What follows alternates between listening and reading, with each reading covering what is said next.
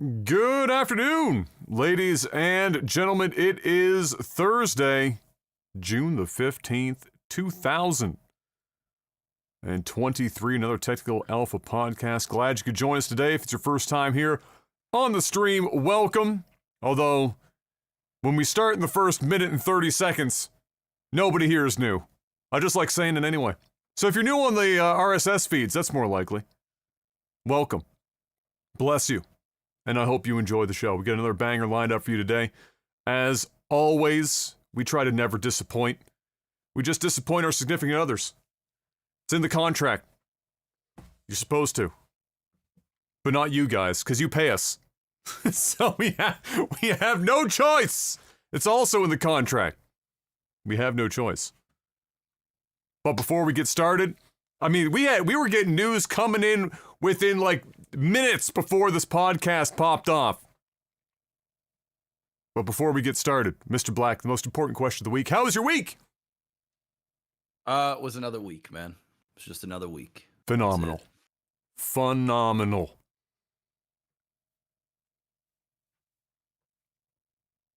I was trying to think of a clever way to segue out of that into mine. I've got nothing. My week was also another week. For the most part, nothing crazy fancy. Although I will say, I did finally finish as of last night, 2 o'clock in the morning. Tears of the Kingdom is done. I'm free. It's over. I got through to the end, and so now the task in front of me between now and the 22nd, when Final Fantasy 16 arrives, is to, of course, write that review, and Mark and I can hammer out the review for Tears of the Kingdom. A lot of positive reception around Final Fantasy 16 right now, which I know doesn't necessarily mean I'll like it or love it, but it's better than me hearing everyone hate it, because it gives me some granule of hope. So that will be nice, because I dragged my ass, my one good testicle across glass to finish fucking Tears of the Kingdom, Mr. Black. That shit was fucking painful. And I'm sad, because it was, honestly, from a story perspective, I think this is probably the best story they've told in modern Zelda post, like, Twilight Princess. It's the best one. The problem is they told it in the worst possible fucking way imaginable. That rug pulled itself at every fucking corner and made everything feel completely meaningless. So that was the other downside, unfortunately, to it. And then, of course, the rest of the accoutrement will come along as I meander through a probably 5,000 or 6,000 word fucking review for that thing. But the last word on it for me right now is kind of, you know the saying, greater than the sum of its parts? This game's parts were greater than its sum. All of the individual parts were really good, but the way in which they brought all those parts together, really not great. And so that's kind of been my experience, but we'll see. I still haven't settled on a review score. I'll write it. We'll see what comes out the other end after I read what I've written. Besides that, it's just been, the same as you, another week. Just been enjoying getting some rain so that we've had some cooler weather. And it's not like we've been getting hot. It's just like every time we're on the podcast, I joke about it. This room doesn't take anything to get hot anymore at this time of year. And so any rain, bring it on. Give it to me. I'll take it. So I don't die down here. And that's been about it. Nothing major. Dad's birthday. Should say that. That was the thing. We did Dad's birthday. That was wonderful. Had some steak. Delicious. I really don't eat steak that often anymore, and so I'll be honest, I ate the steak, and it sat in my stomach like a fucking rock. Afterward, like, I just don't eat that much red meat anymore, like, not at that volume. Like, you go to Costco, you buy one of their steaks, you know, you're eating a steak, and it just sat in my fucking stomach like a rock, but it was delicious, so fuck it. And now it's time to talk about some news, Mr. Black. We got lots to talk about, well, I shouldn't say lots, but the points that we've got. One of them looks like a lot, but it's mostly just highlights. You've got lots to talk about. I've got lots of highlights. I get to sit here and listen. Yeah, there's mostly highlights. None of it's going to have a lot of me to say a lot about it. But at the first one, you do get you're in on the first one. You can see that first note.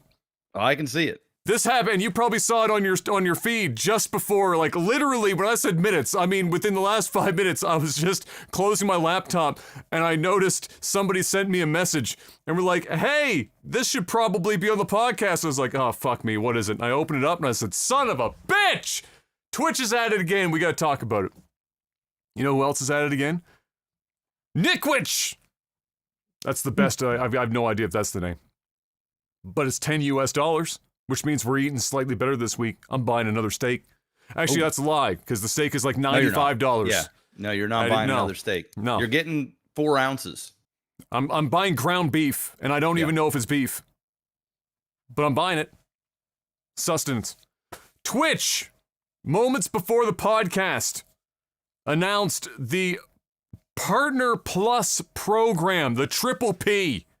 The Partner Plus program, Mr. Black. First thing that I thought when I read that was, wait a minute, the word partner's back? I thought we were just converted into monetized streamers just like 3 or 4 days ago. Now all of a sudden, we're partners again? Holy shit, look at us go. We've been upgraded already. But they put out the Partner Plus program. That's some shit that you would say testing the plosives, like that screen in front of your microphone. The Partner Plus program. So essentially what this is, if you can't figure it out already, it's not Disney Plus, although everything else has a plus in front of it, so I guess they figured why not this too. This is a way for them to try to work in the 70-30 split again, because every time they mention that they want to try and walk away from it, everyone reminds them that the industry standard at this point is 70-30.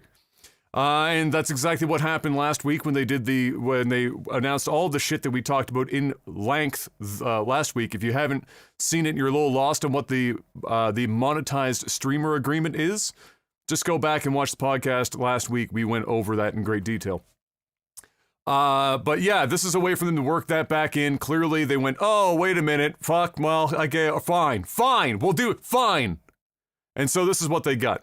And what they've got, as Mr. Black would know, as somebody also in the grandfathered contract part of the world, is that there was already in place as of sometime last year, if I'm remembering correctly, a policy change around the grandfather contracts that included 70-30 splits as it were, or higher, because there's maybe a couple that went north of 70-30.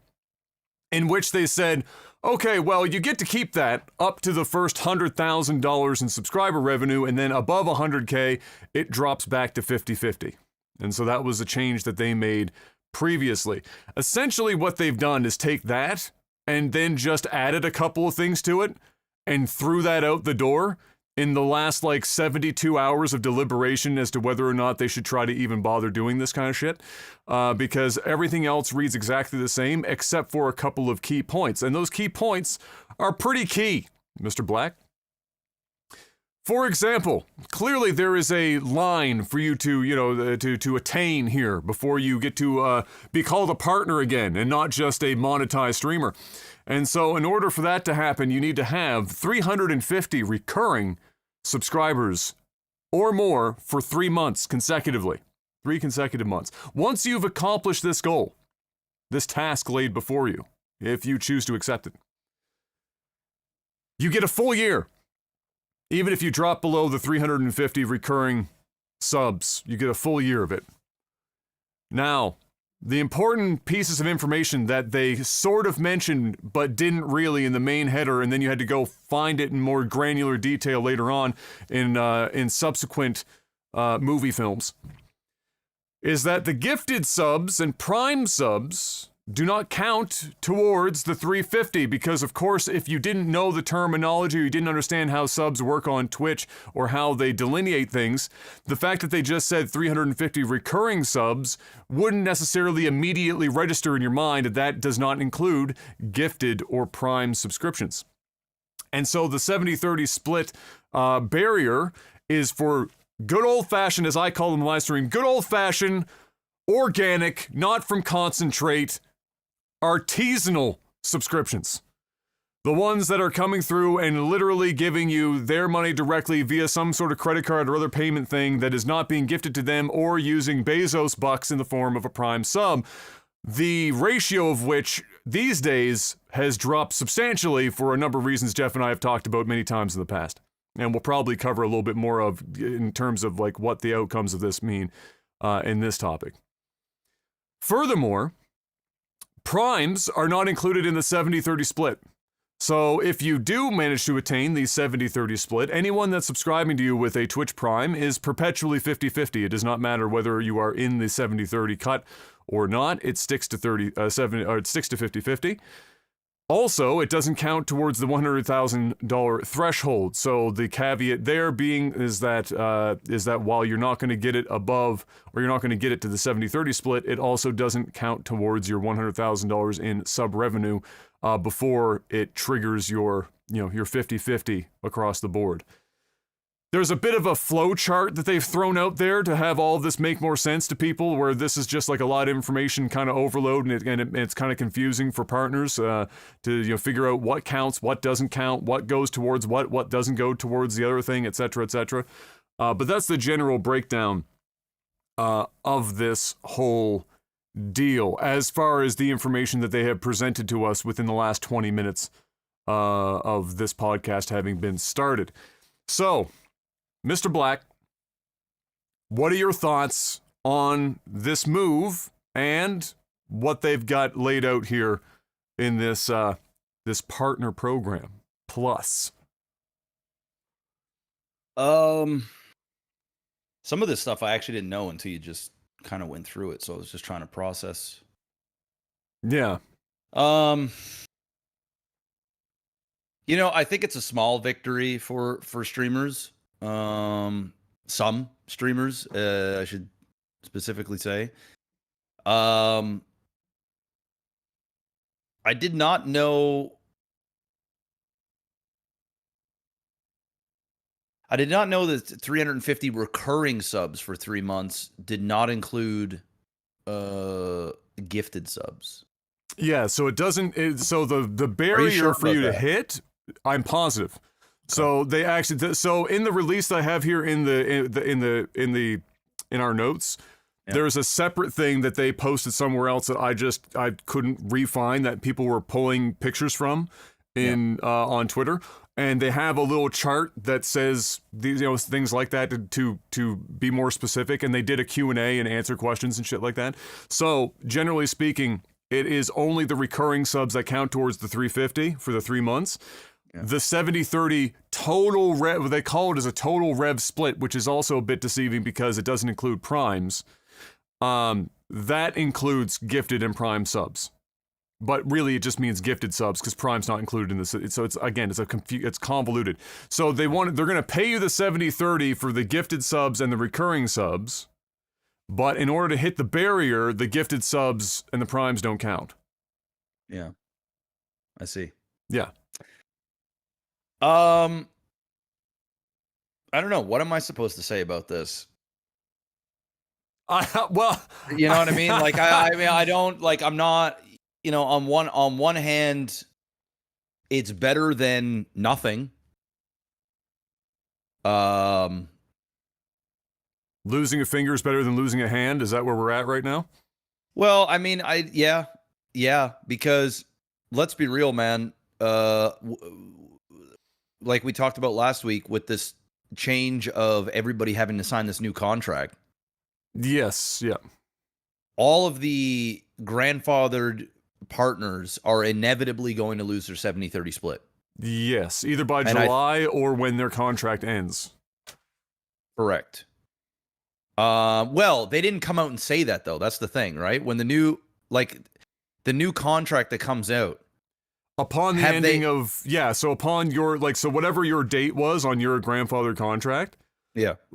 I believe it's one of two things unless it's changed. It was either sometime in July or the ending of whatever is on your contract, whichever comes first. And then you are in that time, within 120 days of the ending of your current contract, Twitch will be sending you emails and push notifications through the back end of Twitch, the bars at the top in all orange and shit, that have you go through to accept the MSA. If you do not accept the MSA, everything goes away on that end date. If you do, you are now part of the MSA and all that shit applies. I'm aware of that, but in that new contract, is everybody forced to be a 50-50 partner? Yes. So because it's a ubiquitous contract, so it applies to everyone, and that contract is being publicly published on Twitch.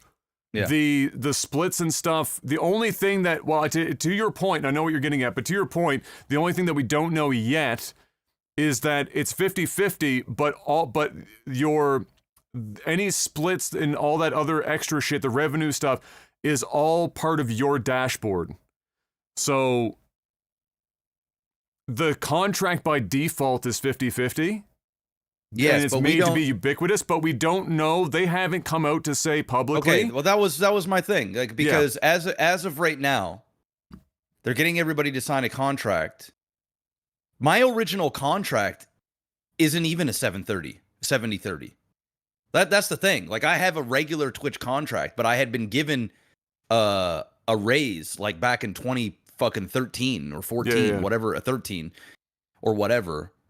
And my contract, I'd have to go and read it, but I'm assuming that it says 50-50, and I'm still getting paid 70-30 because I'm kind of grandfathered in, and they didn't take that away from me. Yeah. I was under the assumption that everybody that is currently grandfathered in at 70-30 will still be 70-30 after signing the contract. But what I fear is when you sign the contract at any time, they can just go and revert it and say, okay, now everybody is 50-50. Even if you had 70-30 before, you're 50-50. Well, they have 30 days notice. So the MSA notes they can give you exactly. They can give 30. They give you a 30-day notice, right? And you don't have to sign it anymore. Right now, Correct. If they made that change to your contract, you'd have to sign off agree on to it. Correct. But the MSA is 30 days. I understand. Yeah. So make sure you're not given incorrect information, because we don't know. Like, I'm making the assumption that we are not, like, myself and you are not going to go down to 50-50 once we sign this contract. But let's be real. Yeah. It is inevitable within a 12-month period that they will at least do an amendment to the new contract that you signed, 100%, saying that you're going to 50-50. And this Partner Plus thing it doubles down on it. It's a sign. This is 100%. It's coming, yes. right? It's coming. Yeah. So and it might be sooner than later, since they just announced this. Correct. Yeah. So my guess is, and the reason why they're bringing this out, is because they know the moment that they go and attack every single big streamer on Twitch with a no longer 70-30 split and a 50-50 split, after this new contract rolls out, pandemonium is going to happen. Like, they're going to fucking, because you got a lot of streamers up at the top that are saying some shit, but then you got a lot of streamers that are at the top that ain't saying nothing, because they know they got the 70-30. Oh, this is a plebeian problem. I don't give a fuck with it. I don't care. I'm getting my money. I'm going to shut the fuck up. But the moment that they do make that change, which I believe is inevitable, that's when shit's going to get real. And the fact that this came out doubles down on the fact that my 70-30 contract, within a year of the new contract coming out, I would wager to say within 6 months of that new contract coming out, they're going to pull some fucking Jedi shit. And then they're going to say, okay, unfortunately, everybody now is 50-50. But if you can get 350 reoccurring subscribers for 3 months straight, it's okay. You're going to get your 70-30 anyway. So, I'm looking on my dashboard right now, and I've got 340 reoccurring subscribers. I have like 180, I think. Yeah, the vast majority of subs that come through are gifted. It's just like that on every fucking channel. And Twitch knows that, right? Because they push that culture. They changed that culture Correct. completely. They changed the culture, and I was screaming about that in the beginning. Like, I knew where this was going to lead us, and here we are today. So I was doing some math here. And in order, you would need, 100,000. So the threshold for 100,000, you would need to have about 28,600 subs within a year, which is about, 2,380 subscribers, give or take, a month, in order at 70-30? At 70-30. Okay. In order to gain that, unless my math is wrong and I put some equations in wrong, but it seems about right. So, because you're going to get $3.50 per sub, right? Yeah. At the 70-30. So for guys like you and I, we're not going to hit that 100K. No. Right? No. We're not. So that it targets the bigger streamers. The bigger streamers. It targets the ones that got thousands and thousands of subs. And so they're going to get capped at 100K. And that's that. And then after that, it's going down to 50-50. So those big streamers are already kind of getting the ringy dingy around anyway. The thing where this could affect me, and I don't think it's all that serious for me because I'm right at the cusp of getting 350 reoccurring, and I'll literally just tell my stream, guys, we need to get 30 subs or whatever it will be on that month, 20 new subs, in order for me to keep a 70-30 split for 3 months, and then I'm good for 12.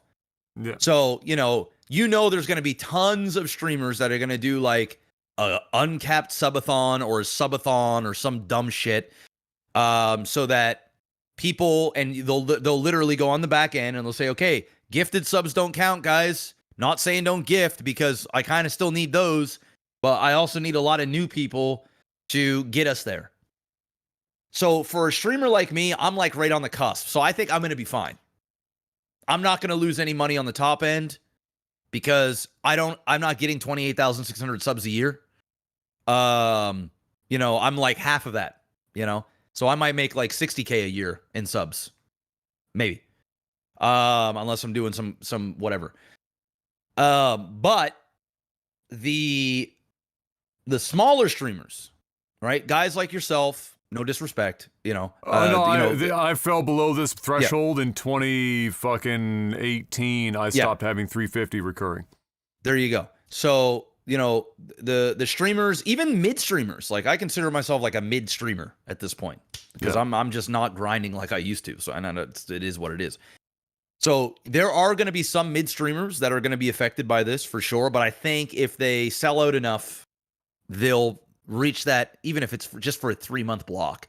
You can put in some extra hours and kind of do it, because taking a 20% cut is fucking huge. It's a lot of money. So why not just put in the hard work for 3 months and gain maybe an extra 50, 60, 70, maybe even 100 recurring subs, and get your next year worth. The problem is on streamers like yourself and other streamers that are, small to small mid, they're fucked because you literally don't have enough viewers to have 350 separate reoccurring subscriptions. And of course, there's going to be some viewers that are going to subscribe for 1 month and then unsubscribe the next month. Or on month 3, maybe they can't watch enough, or maybe then you got to replace those to keep that 350.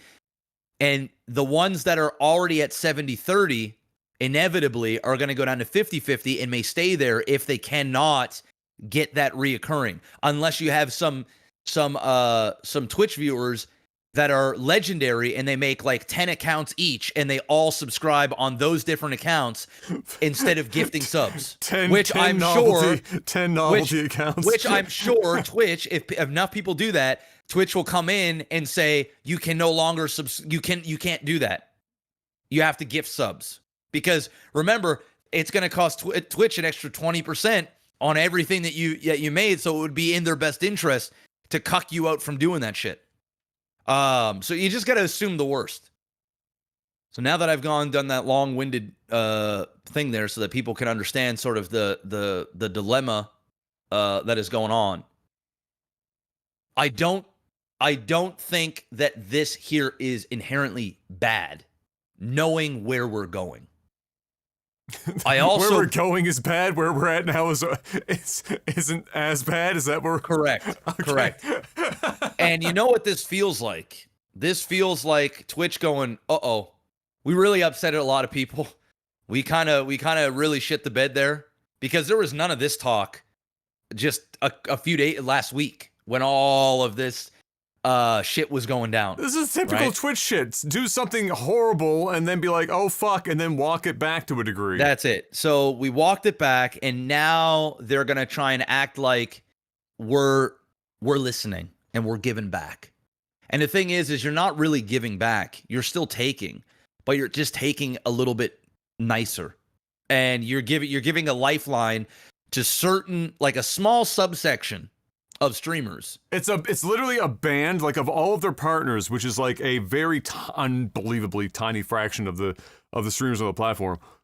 The monetized streamers, as they would like to be called now, is what this affects is, or doesn't affect, is a band, because above it gets affected, below it gets affected. Yes. So it's this band in the middle. And yes. I would love to I'd almost have to dig up that leaked document just to use as a baseline to look at what percentage of streamers actually fall in the band that are unaffected versus the affected to the top and the bottom. Oh, dude. It's a small subsection in the whole grand scale of it. So the ones at the top, they're already getting fucked, right? They're going to hit 100K and they're going 50-50. So for them, they don't give a fuck about this change. They're like, I'm already getting fucked. Yeah. They already know what's up. Shit, I got 10,000, 20,000 concurrent subscribers a month. Twitch is taking half, and it's only going to take a few months before they start taking half. So it is what it is. The small streamers that are not already 70-30, which, Adam, you're an anomaly, okay? Because you've been you've been with Twitch since its inception. Yeah. So you're an anomaly. Most streamers your size, they're 50-50, and they ain't never touching 70-30. Oh, I get it, So for them, this doesn't matter anyway, because unless they grow their stream exponentially, they ain't getting a piece of this 70-30 regardless. Well, it doesn't matter to them in the sense that like they're 50-50, like you said. Like, it would only matter to them in if they're small enough and they're choosing a platform to work for, if they're going to work towards something. Yes. And this is the one platform where they don't default to 70-30. That's the only way in which it matters. But like from a right now today, clearly, then that's the case. Yeah. Correct. So those people aren't really all that affected. It's people like myself and streamers around my size that already are at 70-30, which I'm going to assume, Adam, is not that many people. No, it's not. I would wager that there's probably less than 1,000 streamers on all of Twitch that have a 70-30 that aren't a fucking gigantic stream. Which right? to me makes this even stranger, honestly. It does make it stranger, but I think it's more of a PR thing. I think it makes it more seem like we've listened, we're giving back, we're calling you partners again. You're not some sort of monetized streamer. We're in this together. We're here to help you and make your life easier. When in reality, it's already a small subsection. And then within that small subsection, there is another small subsection of people that actually benefit from this. You know what I mean? So it's like, okay. I mean, it's not bad news. If anything, it solidifies the doomsday scenario that is inevitably going to happen where everybody goes to 50-50. And they're just getting ahead of it. And they know if they just do this now, and then they do the whole 50-50 thing a year from now, or 10 months from now, or first quarter of next year, or whatever, then they don't have to do the 1-2 punch. You've already fucking taken it. You've already taken the low blow. And now you've given time to like sit in the corner, and the ref's giving you 5 minutes to like catch your breath. Then you caught your breath, and now your opponent, aka Twitch, is on the other side, and they've also been catching their breath while you've been catching your breath, but you got hit in the nuts. And now when you come out, they're going, ow, and they're giving you the knockout blow. And now they're like, you're at 50-50. I think that's what's happening. I mean, I know my analogy might be a little off, but I follow you. You follow me, right? I follow you. You're following me. So that's what I think. That's what I think has happened here. I don't really want to sit here and just shit down the barrel of Twitch. I still love Twitch. I've said this before.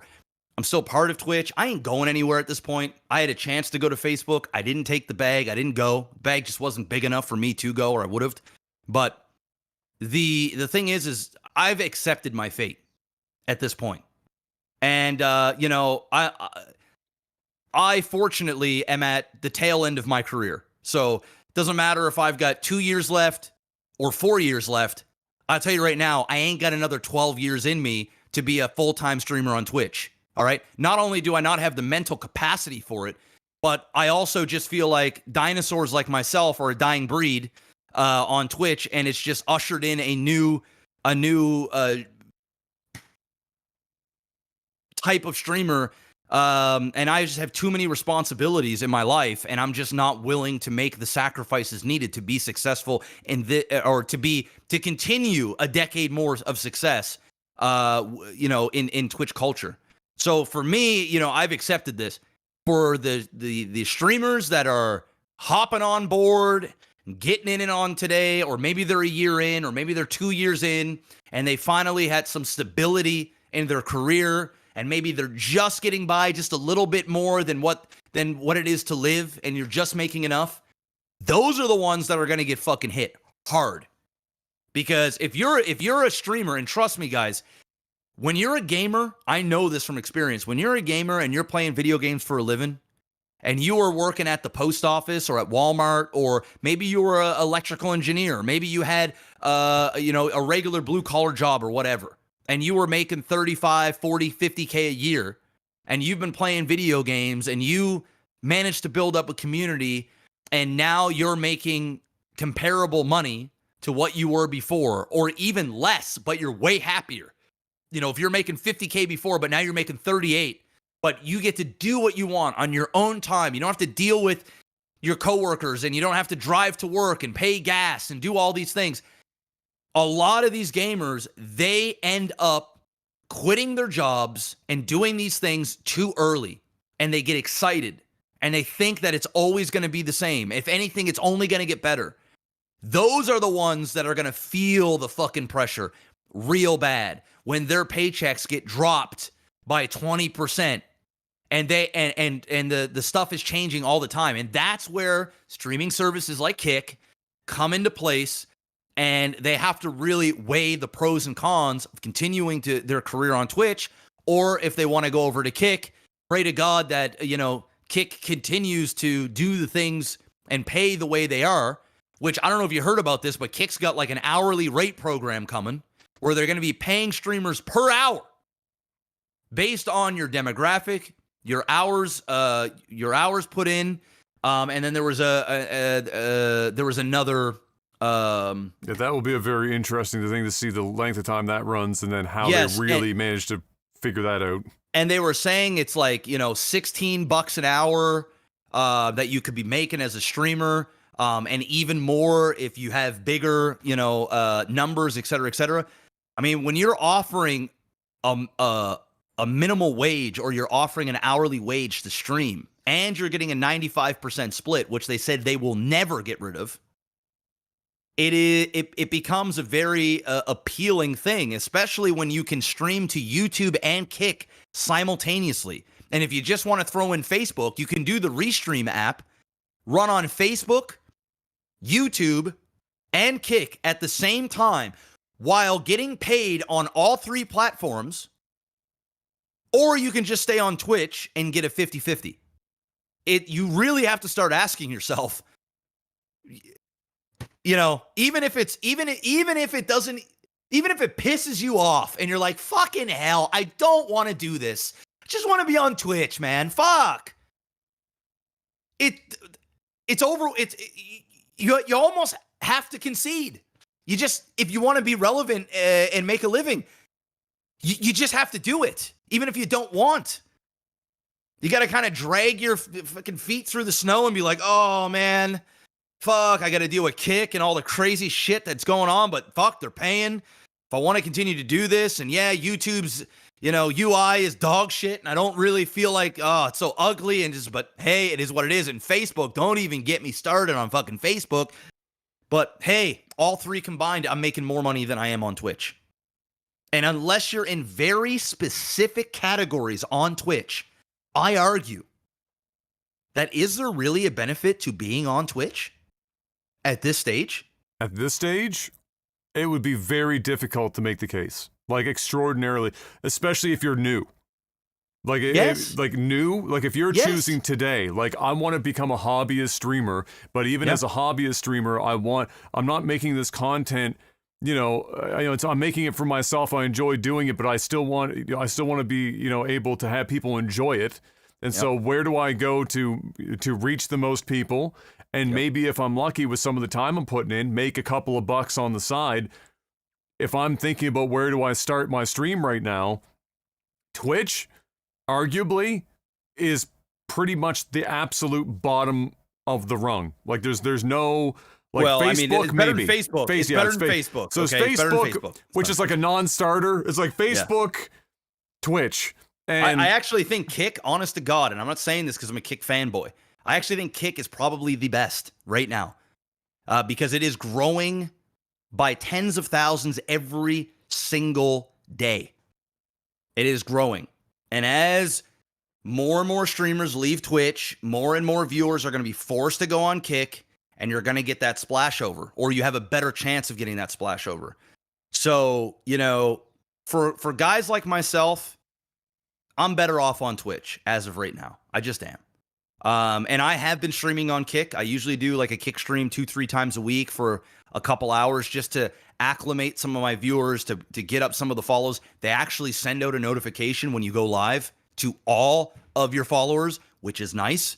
So they actually know when you're live. They will literally, all of them, which is, you know, amazing. But what I'm doing now is I'm just streaming on YouTube and Kick simultaneously when I'm not on Twitch.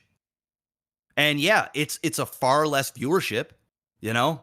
I might only have 150, 200 viewers, maybe a bit more if I'm playing like the game that I'm known for, and I start on Twitch and then tell everybody to move over to Kick, you know, go on there the last hour, 2 hours of the stream just to start fucking. I know you've been doing that shit with YouTube as of late. Yep. And it's just the way you got to do it. You got to just slowly do it. You can't just quit cold turkey, because then you know you're fucked. Then you're really fucked. But if on a weekly basis you just start slowly moving after 3 months, then you can go, okay, this is it. I got no other choice. I mean, this is first of all, before I do my little piece here, and then we'll wrap up, move on to the next topic. I just want to shout out to Remus for a €20, and also Nitch coming back in again with another 10 sheet. I appreciate that a great deal, and another 10 sheet just right now with another. Shit, we're making money on this podcast today, Adam. Goddamn, we're making money, and we're making 70-30. So we're getting more for super chats. Is it higher than 70-30 on super chats? I think it's 70. I don't know. I don't even know. Well, maybe. Whatever it is, it's higher than 50-50. So yeah, this is, you know, when I bring this stuff up, I don't even really inject myself into the conversation, you know, talking about it from a policy perspective, because, you know, I'm getting to the point where this is end of the career of me doing this full time. I would have liked to have gotten another year and change out of it as I transition into something else full time and have this be more of a secondary thing. Streams are, you know, moved to 3 to 5 hours at a time, not fucking 8 to 12 hours at a time, things of that nature. And you know, so it's not really, I don't even really, like, yeah, for me it sucks because it means that I might even have to make the transition sooner into something else. That's not even the thing I'm transitioning into, just to cover the bills that I'm losing from on this, so I can make a transition to something bigger, like all at the same time. Because this is like, you know, it's just it's 20% on paper, but the reality is it's more like a 28, 29, almost 30% revenue change. And so, yeah, it's a mess. So for me though, when I look at this, I look at it for people who are, let's say they just started in the last year to maybe 3 years at most. None of those people are on grandfather contracts. None of those people are on 70-30s unless they were predetermined fucking stars on another platform. They came to Twitch. And many of them grew into something reasonable in the last couple of years, perhaps because, one, viewer counts were through the roof from the pandemic, etc., etc. Those people are caught in a quagmire right now because they would have built a community here. And then in the last 18 months, the policy changes have been egregious in ways that everyone talking about moving from Twitch. Well, these people just like, oh, well, I just fucking got here. I just set my shit up. And now I'm already in a position where it's like everyone's telling me, you know, okay, yeah, you can maybe still be here, but also grow a YouTube channel simultaneously so that you're not putting all your eggs in one basket and you can like dual purpose. But then when you're talking about that, I just gonna be honest, even for somebody like me, I'm extraordinarily lucky. We've got, Mark does our editing work here, and Mark just does like YouTube pennies shorts on the dollar. He's like $0 fucking dollars. Yeah. Most people, in order to maintain a YouTube channel and a live stream simultaneously to grow both to be able to do it, need to be able to pay an editor. Because to do it all on your own, there's literally not enough hours in the fucking day. Because it's not like the old days where you can just take a VOD from like your live stream, put it on YouTube, and expect that to grow your channel. YouTube doesn't grow off of that shit anymore. It did fucking 13 years ago, but now you gotta have some curated ass shit, especially in shorts, to grow a YouTube channel. You can't just do it the old school way, and that takes time. And now if you're doing it only on YouTube and you're not doing live streams and you're just doing VOD content, different story. But now you're being told as a new streamer, whether you're hobbyist or otherwise, do both at the same time, even if you're a small streamer. Otherwise, you're going to be feasible, fucked. Man. It's just not feasible. And so when you're asked your question, what am I going to do, whether it's hobbyist or otherwise, I got to be honest. Nobody should be starting their career on Twitch. I don't think anyone that isn't already established on the platform should even set foot on the site for content creation, because like there's a reason why anyone else that's big are also just simulcasting if they want to continue to grow. Viewer numbers matter more than anything else. When you get caught in this weird spinning your tires that Jeff was describing, of having X dollars come in a month so that you're comfortable and you just go, the problem with that is it's the real life equivalent to that, and Jeff would also know about this, is serving tables, where people get into the culture where they go and they serve tables and they're making like $60,000 a year because of tips. And they think to themselves, well, shit, if I go back into the working world and I whether I have a degree or I'm doing blue collar work, whatever, doesn't matter, the odds of me making $60,000 for the next 5 to 7 years is basically zero. But now I got bills to pay, and my 60 grand covers that shit. And if I just stop fucking cold turkey, then I'm fucked. And it's a you get, so that's how you end up with the servers. Hamster wheel, man. It's the servers that are there for 40 fucking years, and they're still at the diner that you went to when you were 10 years old, and they're still there, and now you're showing them pictures of your fucking kids, and they're like, oh, let me show you pictures of my grandkids, because they're basically a part of your goddamn family, and they've been serving you fucking fried eggs and toast for the last fucking 35 years. Like, that's how that happens. The same with Twitch. With people that have been there for a long time, like myself, and we've been lucky to have grandfather contracts and making reasonable money despite all these horrible policy changes. But now the Reaper is coming. He's knocking on every fucking door one at a time. He's moving on down the list, and he's finally hit the fucking breadbasket of the website. Is this, even though we talk about it being a fraction of a fraction, we're talking about the breadbasket of the fucking website where they're about to eviscerate it. Yeah, and they're not telling only that, you, and I'll let you keep going. But not only that. That fucking bar that we're talking about here, that bar is your future large streamers. Yes, that's why I call it the breadbasket. They're crippling those potential streamers, because some of them will leave the platform or give up before they had their big break. Continue. So the problem with that, of course, is that you're now crippling, like Jeff was saying, anyone that would grow, but also you're telling them, you're showing them this, and the language they used here is to give people or streamers a goal to strive for, which for a number of reasons is stupid. One, you're telling them to strive for the industry standard on every other platform without any of this bullshit. So that's step one for that being a dumb fucking sentence to put in there. But step two is you're telling them to strive for something while giving them zero tools to fucking get there other than hopes and fucking dreams, because every other policy change has eroded every other opportunity to grow a channel.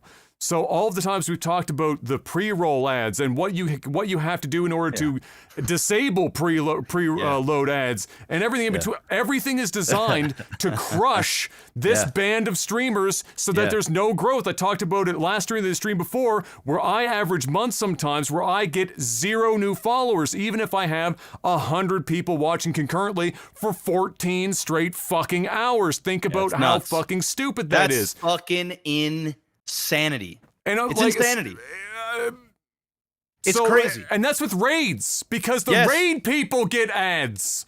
Yes. So like you can't like there's everything is designed to fuck you in the ass for growth. Yeah. And take all of your money, and then they have the fucking balls to go up and post this, which is the industry standard from Jump, and say, strive for this, guys and girls. We created a culture in which gifted subs and bits eroded your fucking natural sub count and tipping over the course of the last half a decade. But now we're going to make it so that that very same culture does not count towards the line that we arbitrarily drew in the sand for you to attain the industry standard 70-30 split. And what's more, once you hit that 70-30 split, part of the culture we enacted in Prime subs don't count towards the 70-30. You still only get 50-50 on that shit. If and it was by the Prime way, subs, different conversation here. You know, it's still the same conversation, but different. But it eases a big time, because I don't know that I could be talking out my ass, but I wager that even with this change, Twitch makes more money. I actually think that they don't actually lose money here. Oh, Simply because you are now going that little bar of streamers, they're now going to go out and campaign to get more reoccurring subs that come in every single month. We're not talking about, if you use or forget to use your Prime, whoops, there goes that 50-50 or that 350. Not the gifted subs that you do graciously out of to give back to the community or your streamer. They're actually going to condition that bar of streamers to campaign to get more active subs, in which Twitch is still going to get their cut. And inherently, they're going to get more active subs because they're forced to go get more active subs. But how do you get more active subs when you have to then run 8 minutes of eight pre-stream ads when there's no new lifeblood coming into your stream? Or very little. You're deterring them at the door. I said the stadium thing. You're deterring them at the stadium. Just wait here, watch these 8, 10, 15 ads, whatever the hell it is, and then come on in. Then when you go in and you realize there ain't nobody here, you're going to move on to the next one.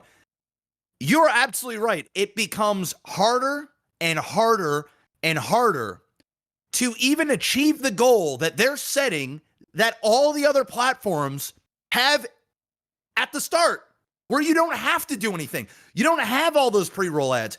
You don't need to go and bag your subs for more subs. You don't need to do more e-bagging. And the problem is if you don't play those ads, because the split is so bad, you actually can't stream full-time because you need ad revenue in order to actually pay your bills. So then if you stop doing ads, you're still not even guaranteed to get more subscribers, in which Twitch takes, and it's a never-ending circle. And you know what makes all this even better? YouTube lowered the fucking barrier to entry to get into the YouTube Partner Program this week. There you go. So it just gets worse. It just gets worse. So I feel for the ones that are going to be affected. It sucks. I wish Twitch would do better, but at the same time, I understand that they're a corporation that is all about profits, and they're trying to stay afloat, or like Adam said, they will be forced to sell and cash the fuck out, because they will make money on a sale. I think they spent, $1 billion for it? $2 billion. $2 billion, that's right. It's worth more than $2 billion in the right hands. And they're going to be forced to either sell, or they have to get really creative on how they can bring in revenue for this site to stay relevant and popular. That's where we're at. And I don't envy the CEO's job. I don't envy the streamers, even though I am one. But I should say I don't envy the new streamers, or the ones that are just kind of getting their career going. Tough out there. It's it's crazy. Oh, it's brutal. Yeah. So yeah, that's sort of where we're at. And as for the ones, and I've had this conversation, I know this is a long topic, so we're going to have to fucking hammer fire through this. Oh, those other are just shit. notes. Yeah, don't worry. But, I've had this conversation on Twitch before the podcast. And we have somebody in chat right now, Just Foxy, saying Kick doesn't last more than 3 years. I'm going to bust your bubble. I'm going to tell you right now. Twitch has a far bigger chance of going under or being sold than Kick does going under and leaving. Here's the thing. With Kick, yes, say what you want about the site. They've got some pretty fucking crazy people on the site saying some wild fucking shit. But the harsh reality is they don't give a fuck. They don't have the same shackles that Twitch Amazon does. They don't need advertising money right now. They don't need any of that. You know what they need? They need their gambling streamers playing on stake, making billions of dollars. Somebody told me in my chat that stake over the last calendar year made over a couple $2 billion in revenue off of their casino. The thing is Twitch had stake on their site. The big streamers, and we all know who they are, went on a fucking rampage and demanded the heads of essentially the ones, and I'm kind of being a little facetious here, but they were out there for blood. They wanted the gambling shit gone. And they were threatening to leave the platform and all this and that, and think about the people that are getting addicted. And listen, I agree, okay? I'm not saying that it doesn't cause issues and things like that. It doesn't change the platform. It doesn't change the platform. Exactly. But here we go. Twitch got under a lot of pressure, and they said, okay, fine. Fuck train wrecks. Fuck the other two individuals that are these slot streamers on stake, making millions of dollars. Remove them. But you can still gamble on Twitch. You can still play on slot sites, just not these like 4. But we can play on the other ones. And you can go ahead and promote your CSGO skin sites that are infinitely worse in terms of regulations, licensing. You have no idea who fucking runs these things and what the RTP and stuff is on those. But hey, you can continue to go ahead and still gamble. They have a partnership deal with DraftKings, Sportsbook, Twitch. So what did Kick do, or what did Stake do? They said, oh my God, we are losing. All right, I'm just going to throw a number out there. We're losing $1 billion in revenue because we don't have tens or hundreds of thousands of people watching, really hundreds of thousands of people watching gambling on our website. So what are we going to do? We're going to go ahead and we're going to go and invest hundreds of millions of dollars in building a platform. We're literally going to steal like code from Twitch. It looks identical, okay? Just going to change the color and a few other things so we don't get sued, okay? And we're going to make this site.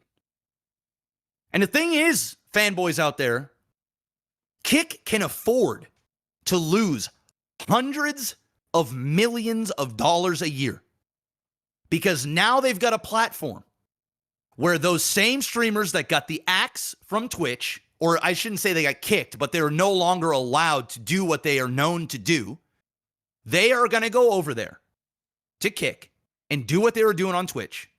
And not only that, Kick is going to grease their pockets even more because without them, they don't even have a streaming service. So they know the leverage. And they're going to make millions and millions and millions of dollars, and they're going to keep doing what they're doing.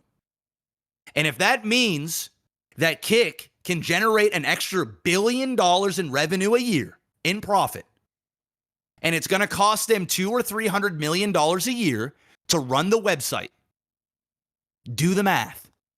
It's either you don't do it and you lose out on, say, $1 billion, or you do it and you gain $700 million.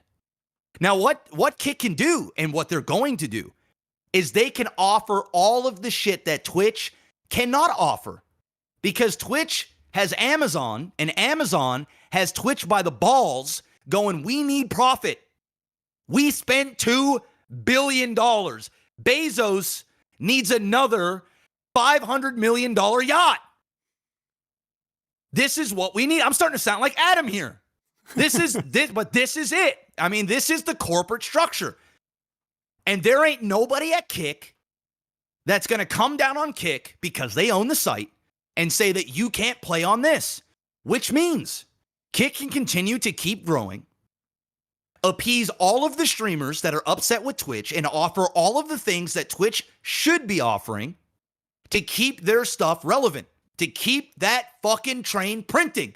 And as the site continues to grow, stake becomes bigger and bigger. They got fucking celebrities like Drake showing up with a $20 million balance, hoarding hundreds of thousands of people going over to the site. This is it. They're using social media and influencers to just ramp it up, and they can afford to burn money because they have a printer. Twitch does not have a printer. Twitch is hemorrhaging. I guarantee it. They are probably not profitable today. And if they are, it's barely profitable with all the shit that they're doing. So Kick can continue to burn and burn and burn. And Kick will continue to do it until they find a way to bring in advertisers.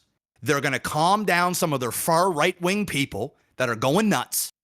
And they're going to bring it down. And then they're going to start teetering what they give people. Or if stake continues to print and it goes from 2 million of profits or 2 billion of profit a year to 5 billion of profit a year, then they can just keep burning. They look at it as advertising dollars for their gambling site. And I'm not saying that it's a bad thing. All depends on who you talk to and how you look at the world and whatever and blah, blah, blah. And you've made that analogy before. Where's your iPhone being made? The shirt you're wearing, where the fuck did that come from? If you really want to dig deep, there's some shit that you could look at on virtually any of these companies that are doing any of these things. So you just have to draw a personal line. That's it. It's all a personal, it's all about your own code of ethics. And if you don't agree with how they are sustaining their website, then you just don't support it. And if you don't agree, I mean, there's people that fucking hate Bezos and they're sitting there watching Twitch, watching their 8 ads, doing their things. So I think Kick is going to be here for a long fucking time. And I actually think that Kick is a net positive for the streaming world as a whole, because it keeps other streaming services honest and it makes it so that they have to become competitive. It is unrealistic for Twitch to offer the things that Kick is offering because they don't have the same model.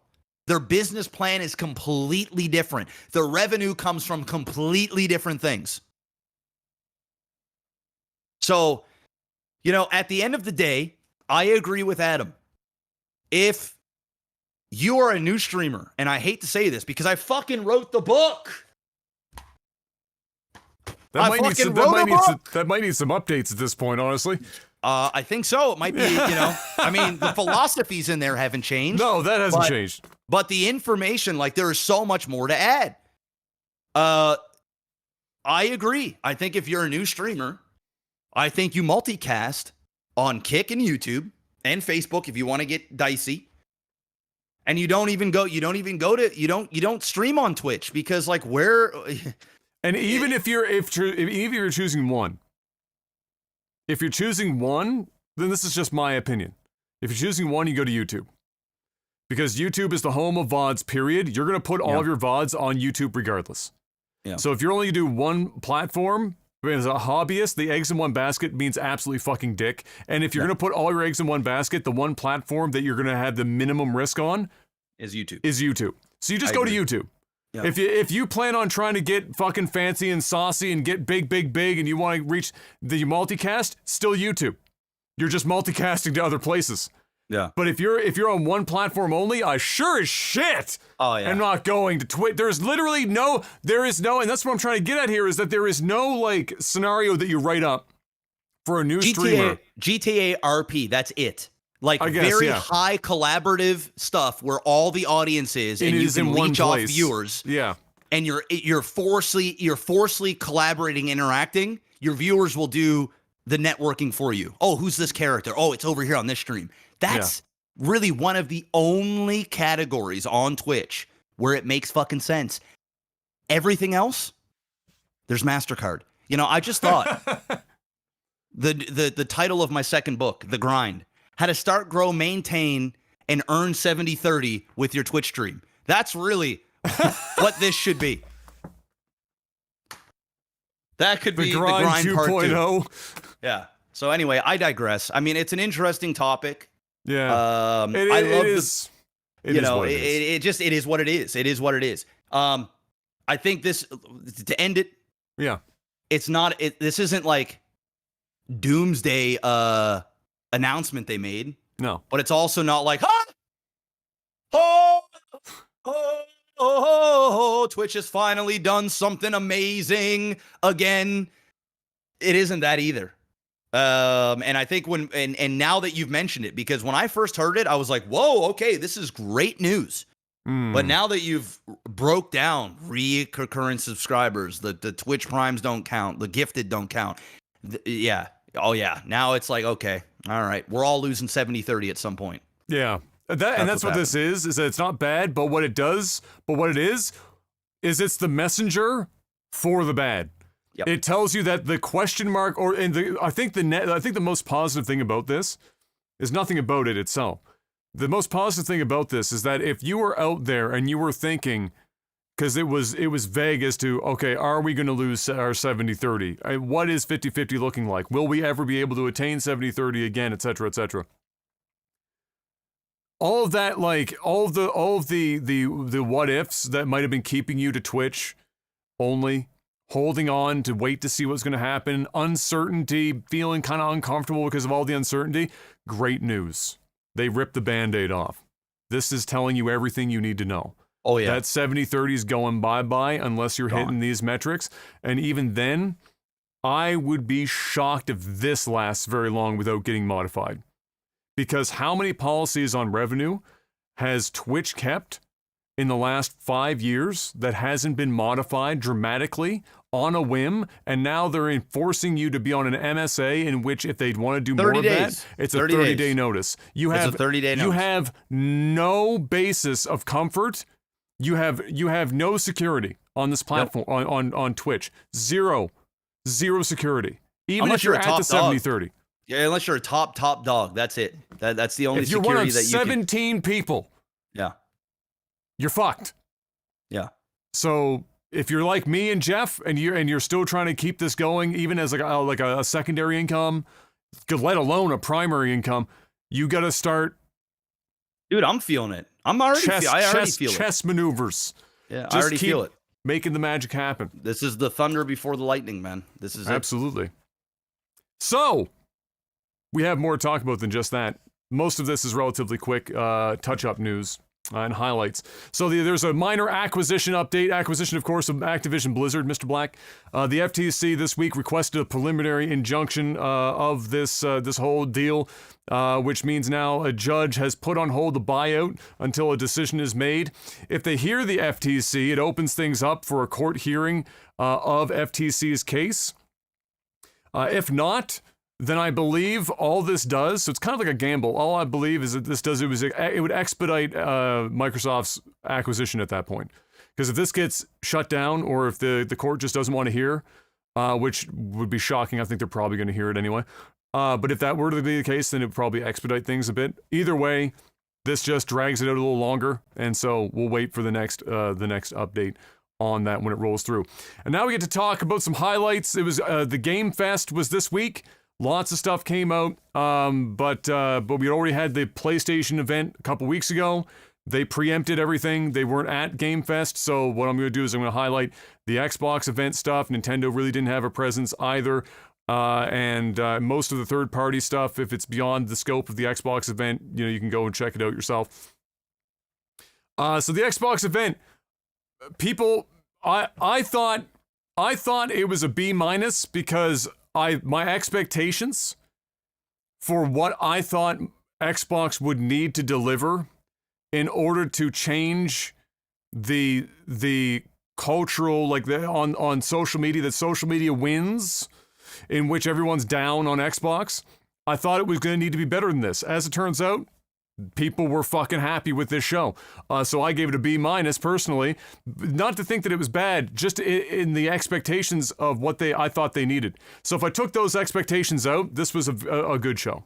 They had a lot of good stuff. In fact, what I mentioned when I was doing my live reaction to this shit was that I thought there was almost too much. There's no room to breathe.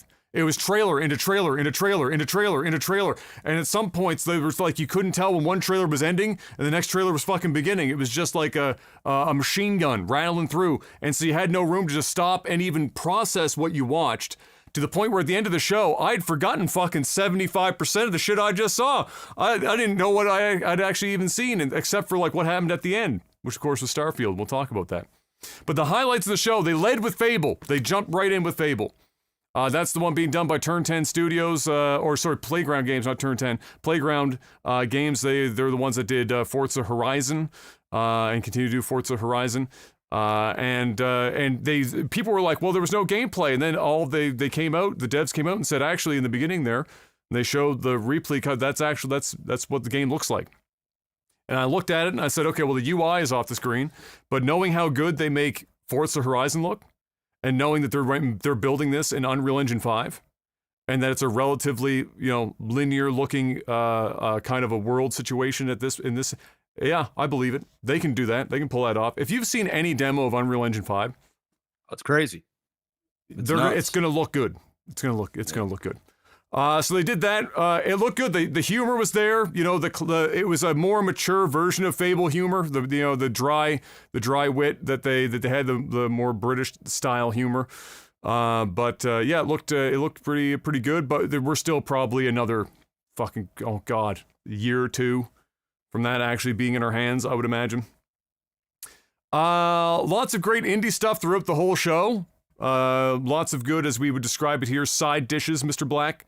Not the meat and potatoes, but the stuff that you build on the side of the meat and potatoes. Lots of that. Persona 3 Reloaded and Persona 5 Tactica were accidentally leaked on Atlus's own Instagram, like right before the show.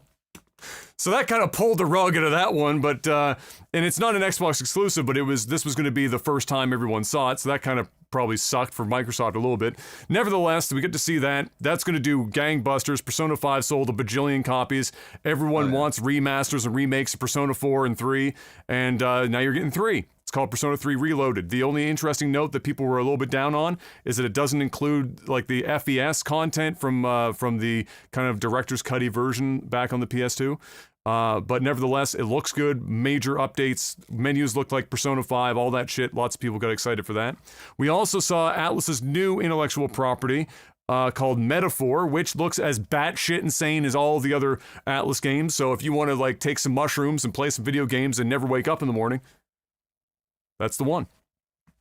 Seriously, go watch. If you haven't watched that shit, Jesus, you might even need the mushrooms. You might just trip watching the fucking trailer. Then we got to see Clockwork Revolution, Mr. Black, which Bioshock was like, everyone's just spamming Bioshock in chat. It looks a lot like it, mostly because it's that that Art Deco steampunk view or art style. It looked good, looked interesting. And if it is just hunting after Bioshock, I've got great news. Bioshock was pretty fucking good. So if they can emulate Bioshock to some degree, that'll probably make some people happy. So that was an interesting one I hadn't seen prior to this show. That's coming from the developer In Exile. Then we got to see Obsidian's new game, Avowed, which we heard about several times in the past. They seem to have had a bit of a art design direction change thing, at least when it comes to the logo and whatnot, but we got to see a lot of gameplay for this one, Mr. Black. And the best way that I would describe it is that if you were watching Skyrim with mods, that's what you're getting. And I've got great news for everyone at home. Skyrim, by the way, they announced sold 60 million copies to date. That's a lot of Skyrim. So next time you ask yourself, why is Todd putting Skyrim on my toaster? It's because they've sold 60 million fucking copies of the game and they want to sell 61. That's why. But yes, this looks a lot like a modded Skyrim, which is good because modded Skyrim is pretty fucking fun. It doesn't look modern from the visual standpoint. It's an older look. It looks dated, but all Obsidian games ever, every fucking Obsidian game ever made has been dated visually, but they make some of the best RPGs in the world. And so if the gameplay, it looks, plays out as good as it looked, from like a fun standpoint, I don't care if it visually looks like modded Skyrim. I'll play the fuck out of Skyrim tomorrow because honestly, even though it's not my favorite, it's still better than 95% of the games that are being put out right now. And so I'll wait to see more on Avowed, but it did look relatively promising and I have a lot of faith in Obsidian. Flight Sim 24, possibly the prettiest fucking game I've ever seen, Mr. Black. They have a partnership, one that on paper makes all the sense in the world. Never thought it would have happened, never crossed my mind. Dune, which is of course getting the part 2 of the series this fall. I'm super fucking excited for part 2, Mr. Black. That movie was fire. Oh my god, especially in theaters. It was. Jesus Lord. You saw it in theaters? Hell yeah, bro, I saw it in theaters. Dune in theaters was fucking dope. Oh, I didn't actually see it in theaters. I saw it here at home. Oh my god, I saw it in IMAX, bro. Bro, yeah. I hear IMAX was nuts. I mean, I got a good setup at home, but in IMAX, it ain't even close. Dude, the scale fucked me in the head because a lot of movies have big objects, but for some reason they don't give you a sense of scale. Dune's, the way that Dune was shot, the like scale, the sandworm and shit, just so fucking massive. Fucking massive. And so on IMAX, I was just like, ah. Yeah, when Dune 2 comes out, I'm sure they're gonna show Dune 1 back in IMAX for a short period of time. I am so going. Yeah, it was good. It was really fucking good. It's one of my biggest regrets. I didn't see Dune or Maverick in theaters. Ooh, yeah, Maverick would have been nice. Would have been nice. Yeah, so I fucked up. I fucked up last year. I won't do that again. Anyway, regardless, yeah. So they have a crossover. They have the Ornithopter in Flight Simulator. That's the Dragonfly fucking ship, the famous one from Dune. Yep. That's in there, and they built like Arrakis with a bunch of the locations in Flight Sim, partially so that they could change the physics of Arrakis to allow for the Ornithopter to even fucking work, because you'll remember this is still a simulator. And so... But they allow you to do everything. So all of like the maneuvers that you see in the movies, including like, folding the wings back and going into fast dives and then coming back out of those, all that shit, they've got it all in. They have a great piece on it. You can go watch trailers and stuff for it. It looks fantastic. And it made me wish that I was one of those sim guys, because like Microsoft Flight Sim just looks so fucking crazy, bro. People are eating good in Microsoft Flight Sim world, and especially if you're a Dune fan. So there you go. That was a neat one to see. Senua Saga 2 got another look, although it was mostly an in-game cutscene. Although truth be told, the whole game is basically a cutscene with gameplay. It's very similar to like a. It's probably even further the way I describe it. Let's say The Last of Us on the scale of gameplay to this is just a movie. Is relatively far up the one end towards movie. Well, Senua Saga or the Hellblade Saga is even further beyond that. Now, visually, that allows them to make the game look fucking ridiculous, like just absolutely insane. But it does lean heavily on its actors and actresses to deliver very good performances, and the acting in this looks fantastic, and it visually looks stunning. I just want to see some more gameplay for it, but otherwise I know it's probably going to be very good. Star Wars Outlaws was a big, exciting little surprise to see, Mr. Black. That's a brand new Star Wars game that we hadn't heard about before. That got shown off at the Xbox event. It happens mid-original trilogy. And so a lot of the visuals that you're going to see, the cuts that they use, the fonts that they use, sounds, things of that nature are all very original trilogy. Very nice art direction and design from what we saw in there. Gameplay looks just exactly what you would expect. It's not blowing my fucking tits off, but it doesn't look bad. It just doesn't look inspired. I wasn't excited to play the game from a gameplay perspective. But the characters, the dialogue, the way that they shot the scenes when you were doing dialogue reminded me of like Remember when Mass Effect first came out and everyone was blown away by how how they did the cinematic shots of dialogue scenes and whatnot? It looked like an evolution of that. So it was like the next step in making it feel more cinematic. Looked great. It's an open world Star Wars game, multi-planet. They showed flying off of a planet, for example, into atmosphere, space combat included. And yeah, you're playing basically like a Han Solo, as the name would have you believe. You're playing basically like a Han Solo-ish character, kind of a scoundrel of sorts, or somebody that's up against the law as an outlaw would. And that's kind of the concept of the game. But yeah, it looked good. I want to see some more of it. And very promising. Good to see some more good Star Wars games. They've been on a bit of a roll with those as of late. South of Midnight was shown off. That was another new intellectual property being done by Compulsion Games this time. That got a trailer. No gameplay, but the trailer looked really interesting. Immediately grabbed me. It takes place in the southern U.S., so kind of like the, what would you, like a New Orleans, almost like a Louisiana kind of deal. Lots of banjo play, for example, in that. And certainly looked very interesting. That's another third-person action adventure, which is 95% of the market right now, so big shocker there. But I had my attention grabbed for sure. Then we had Lies of P, which is still the worst name in gaming ever. That is a bad name. That hasn't name. changed. Lies of P, still terrible. Now it's not as bad. The worst one is still that one Kingdom Hearts game where it has like fucking 7 colons and it's like a 48 word long friggin' that's still the worst. But as far as like memes, Lies of P's, goddamn, bro, that is a tough name. I guess you don't forget it. So from that, it succeeds. That is true. At that point. But if you were into Bloodborne, so the first time I saw it, I was like, oh, this is Dark Souls. Watching it now in the new footage that they showed off, it looks like it's more like a Bloodborne direction. So a little faster pace, but still definitely Dark Souls. It looks like fucking Dark Souls or Bloodborne, but it looks good. More importantly, which is nice. It also had a demo released, and so we got to see how it was going to run on some systems. I saw somebody put up a video running on a 1650 Ti, which is basically like my phone if I fucking strapped an extra fucking battery to it and just sent it off into space. This is like absolutely nothing. So between that and a shit tier processor on the lowest settings, and it still looked really good and ran well. So it's produced well. On top of that, it's unlikely to be crushing everyone's souls as they and well, at least visually speaking, as they try to play it. But yeah, we got more of that, and the demo is out. So if you want to check it out, you can.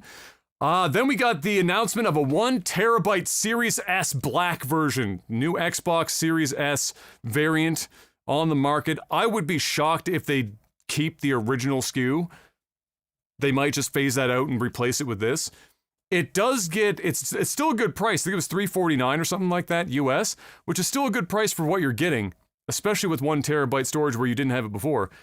But you're at that price, you're starting to get danger close to just buying an X or a PS5, right? Like, yeah, like a PC. So, you're stupid.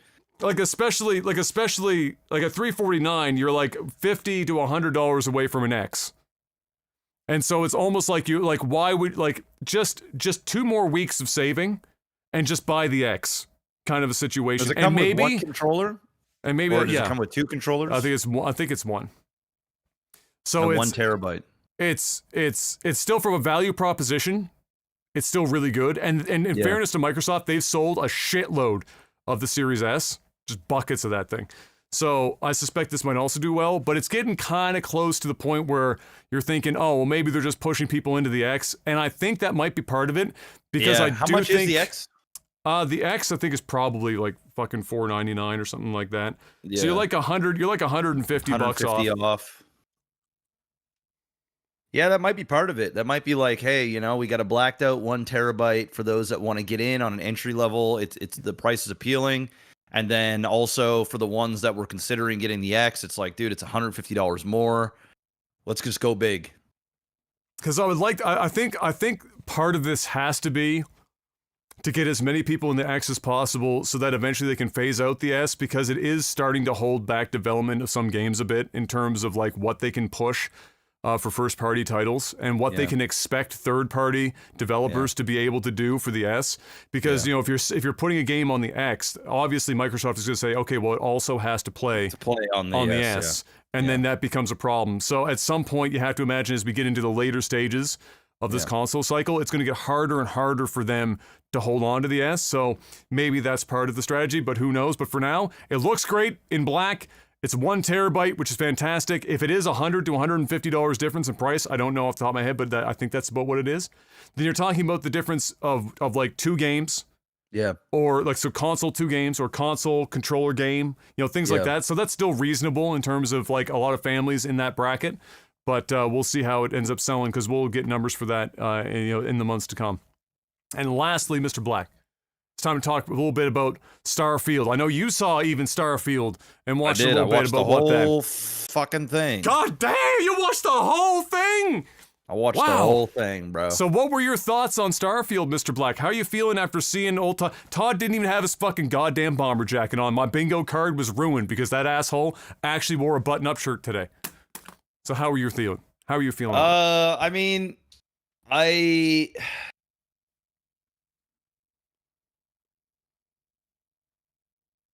expectations weren't already super high. So I think I kind of have a little bit of an upper hand, so to speak. I understand there's people out there that are like, oh my God, this thing's going to be the next fucking, you know, Morrowind or some shit. You know what I mean? Like that level of, holy shit, this is groundbreaking. We're doing it.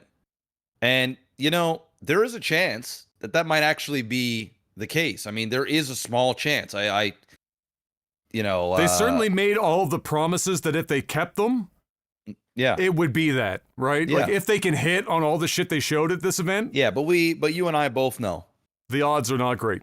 No, it's not. There are things about it that I think look fantastic, and then there are things about it that I think look mid, and then I think there are things about it that just look bad. Do you want to tell me what those are, Mr. Blake? Okay, so I think that I'll start with the good. Okay, what's the good? I think that the customization of the ships, the level of detail in the ships, pretty crazy, and inside structures like buildings and different things, 10 out of 10. I mean, it really, truly looks pretty fucking detailed. Oh yeah, somebody put some care into that shit. Yeah. How well you can interact with those things? Like, are you able to shoot like a picture on the table and it falls off? I don't know. I couldn't tell you. Can you interact with the toilet? Can you lay down in the bed? Can you? I don't know. Or is it just there for show? Okay. It's Bethesda. Odds are it's probably almost all interactable in some way, but it would be the first time. It'd be the first time in a Bethesda game where, like, let's say a can of beans wasn't something you could just fucking like yeet across the room. But who knows? In this instance, I have no idea. Yeah. So the ships look fantastic. What else looks really good? I think like the space travel and things like that. It's very No Man's Sky, but seem to be, you know, in a graphical engine that I thought the space combat looked pretty fucking good, honestly. I did. I thought it looked fine. I'll put that sort of in the mid category, but I thought the ships. I think that the actual vision that they have for the game, in theory, looks and sounds amazing. From an RPG standpoint, like a space RPG. I mean, how many RPGs come out in the last decade that are offering this level of escapism? You know, it's Star Citizen, and that's like, you know, a scam. So, you know, you've got allegedly. So you've got, you know, I think overall the idea is a 10 out of 10 for Bethesda, and I like the fact that they're getting away from like the Earth type thing, and now they're venturing out and they can do whatever they want. So those are like the main things that I think look fantastic. Like 10 out of 10. We get down to the mid. Mid is where I put the space battles. Mm-hmm. Simply because from what I've seen, Mm-hmm. it looks as though we are going to see the same types of space battles over and over. So what I'm trying to say is when you're playing No Man's Sky and you're going from planet to planet or whatever you want to call it, constellation to constellation, I don't know what they call it there. But there's this generic like shit in space where all of a sudden you're being attacked. You know what I mean? Yeah, it's like the like same pirates show up. Yeah. Pirates show up. It's the same cue of vocals that you hear, like we're under attack or oh, be careful, and it's the same sort of shit that happens. Super fun and engaging for the first few times, and then after that, it's like you just want to fly out of there because there's no. Oh, the other thing that I thought looked 10 out of 10, or the sound of it, is the boarding of other ships and taking over ships. I think that's really cool too. Yeah, that's cool. That's like almost like a Sea of Thieves, but in space. Pretty cool idea. I don't think how it's gonna work. I don't think a modern space game has done boarding yet. You've only done space combat where you're just blowing the other ship up. I don't think they've done anything like that. But once again, it's all PvE, right? So you're only going to get so much variety. And I think that those novelties will wear off after a while. But back to the mid. I think that because I think that they're almost going to be like they'll be like instances that happen in the thing. Well, and they'll have like crafted space battles for missions, but then like just like if you were out in Skyrim wandering through the woods, all of a sudden bear up your asshole. Yes, it'll be like that in space. It'll be like that. Correct. Yeah. And bear up your asshole gets pretty old after a while, right? Yeah, absolutely. And I think the same thing is going to happen there. The other mid stuff. I think the planets as a whole kind of look mid. I think simply because let me back that up. Like visually they don't look mid. Visually they look fucking like crazy. But the content, you're worried with the content, The content, graphically the game looks amazing and it's going to fucking look so sick on PC. Modded the fuck. It's going to look phenomenal, okay? Yeah. You're going to need a fucking literal rocket ship to fucking play it. But it will look good. But it's going to look fucking good. What I'm talking about is, and I heard you talk about it on your stream and I'm sure you're going to talk about it, is all of the destination, like the quest places are just generic fucking stereotypes, shit ass stereotyped planets. Here's your space cowboy planet. Here's your cyberpunk. Here's Earth as Eden. Like you just have like it's so generic. It's just like it just looks so fucking mid. You want to know what else looks mid? Oh, you know what? I'm gonna put that into the bad category. The characters are going on the bad. I'm sorry. What else looks mid? I think the UI looks mid. It's like more and more of the same fucking. At least it's not overwhelming. Like the one thing I was at least happy was it like there's not a lot of it.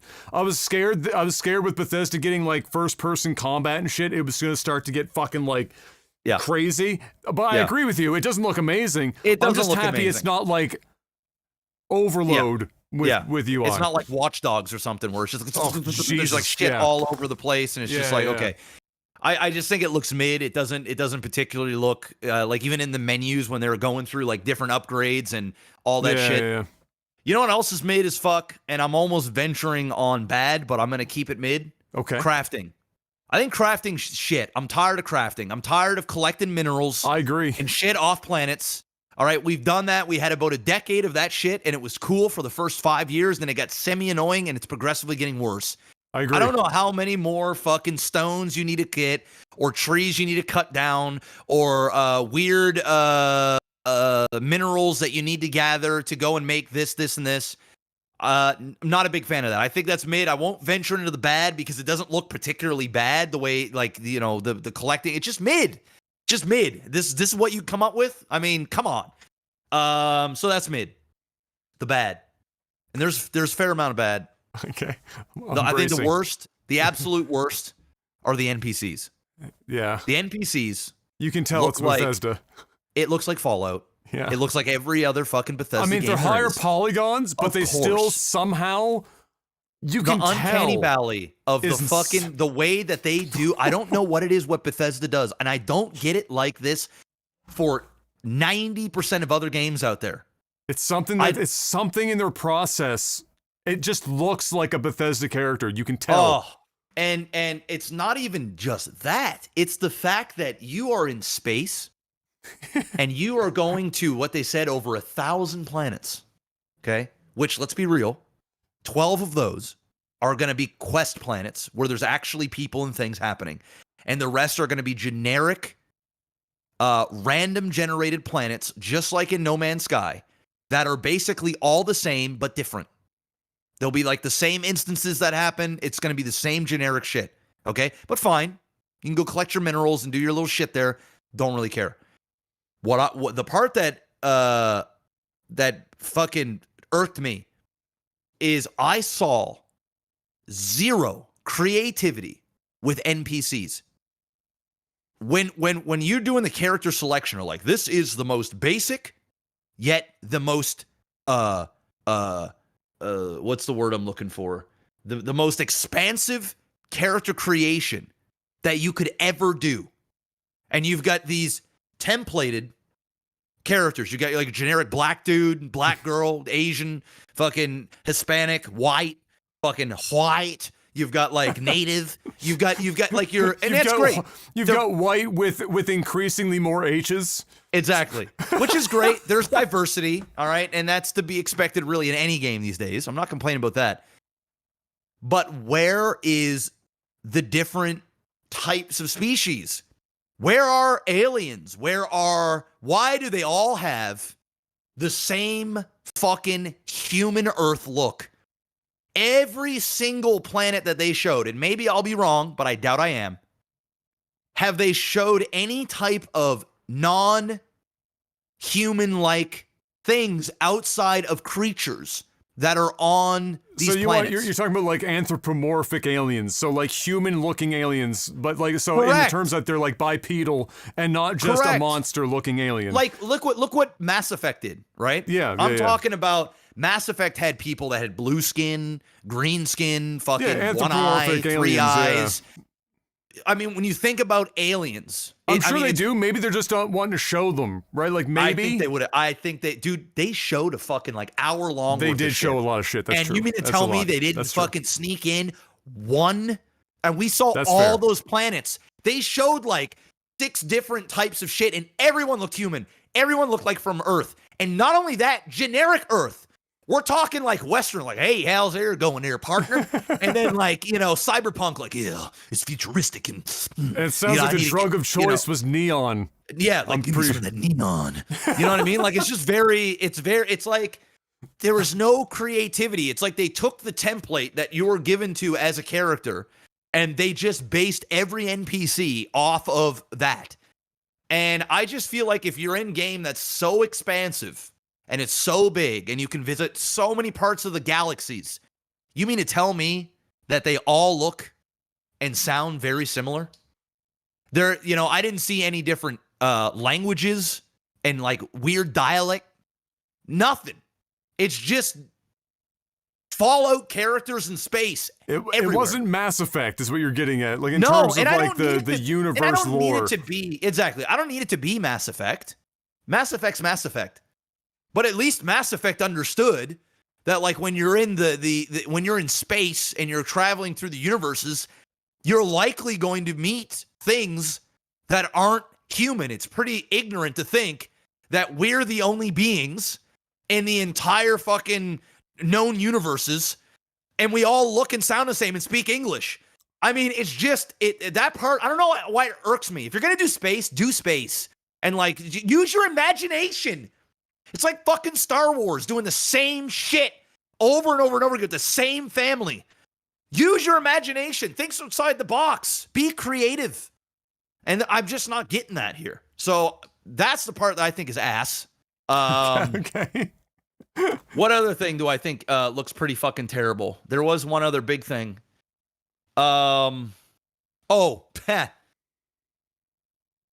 the third person shooting. Dude, I'm gonna be honest, bro. I don't think it looks like a particularly good shooter. Okay. Well, it's Bethesda, so it's Bethesda. Okay, we all know Bethesda's combat ain't got a good track record. Okay, Now, they're not known for their combat here. In fairness, the combat, the first person shooting and stuff that we saw in the first showing of this was way worse than it is now because they got help from id, which is under ZeniMax, whatever, it's id, who makes Doom and all that kind of shit. So they got some help, and clearly it changed because the first person looked it still didn't look my favorite thing in the world, but I was really concerned about that shit. Third person looks like cheeks. Thankfully, I will never play it. Yeah, in third person. Who's playing that game in third person? Unless you want to take some screenshots or some, I don't know, fucking know. No, it's first person game. Come on. Nah. But anyway, the third person view looks like complete ass. I'm just keeping it 100. It don't even look mid. It just looks bad. In my opinion. Does that mean it's gonna be a bad game? No, of course not. And I think guys like you and I are probably gonna be playing in first person anyway, so it's not really that big of a deal. It's just there. Great. But yeah, I mean, I don't know why they just didn't make the game first person. I couldn't tell you. Maybe they just want to you can dress and they really wanted to customize the way you look and you can see it and cool. So I thought that looked pretty bad. I thought the music and sound design was fine. Thought it was mid. I wasn't like particularly blown away. Seemed like a lot of generic Bethesda sounds and stuff like that, which is fine. They didn't have like a theme. The theme didn't hit me like all the other like themes from the Elder Scrolls series are all like bangers. Like they're all amazing. But I haven't heard the theme from Starfield really hit me like a fucking truck.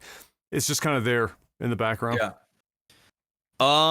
And I think that's all I can really think of in terms of ass. I know there was at least one more thing, and I'm it's whatever. But yeah, I left the presentation overall. Yeah, I did not leave the presentation any more excited. If anything, I may have left the presentation feeling a little bit better about Starfield than what I did before, if I'm being honest. And I want to shit on this game, but if I'm just being objective, how I felt. When I first watched, I was like, lackluster. And then I went back and watched quite a bit of it again. And I was like, okay, yeah, I see where they're going. I see the vision. But ultimately, it's a Bethesda game, and I think it's going to be broken as fuck. And then all of the good shit that I am talking about is going to be plagued by bugs and other dumb shit. And it won't be until the modded community gets their hands on it. And in 2 years, it's going to be a religious experience, which is, like most Bethesda games. That's my honest.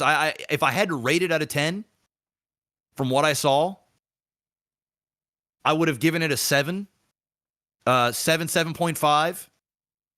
But I think the more that I think about it, I think it looks more like an 8 at face value. I think it will be an 8. I think I said a 7.5 where you were at, and then you said I think it's going to be an 8. And I actually kind of agree. I think the game will, when we get our hands on it and it's played and we really weigh the pros and cons, I think it's going to be a competent game. I think it's going to be an 8. I think some are going to fucking super love it. It's going to be a religious experience. And then I think there's going to be people that are going to be like, I prefer Skyrim / the Elder Scrolls shit. This is some sort of half-ass, not it. And then I think there'll be a bunch of people that'll just enjoy the game, and it'll just be a good whatever experience.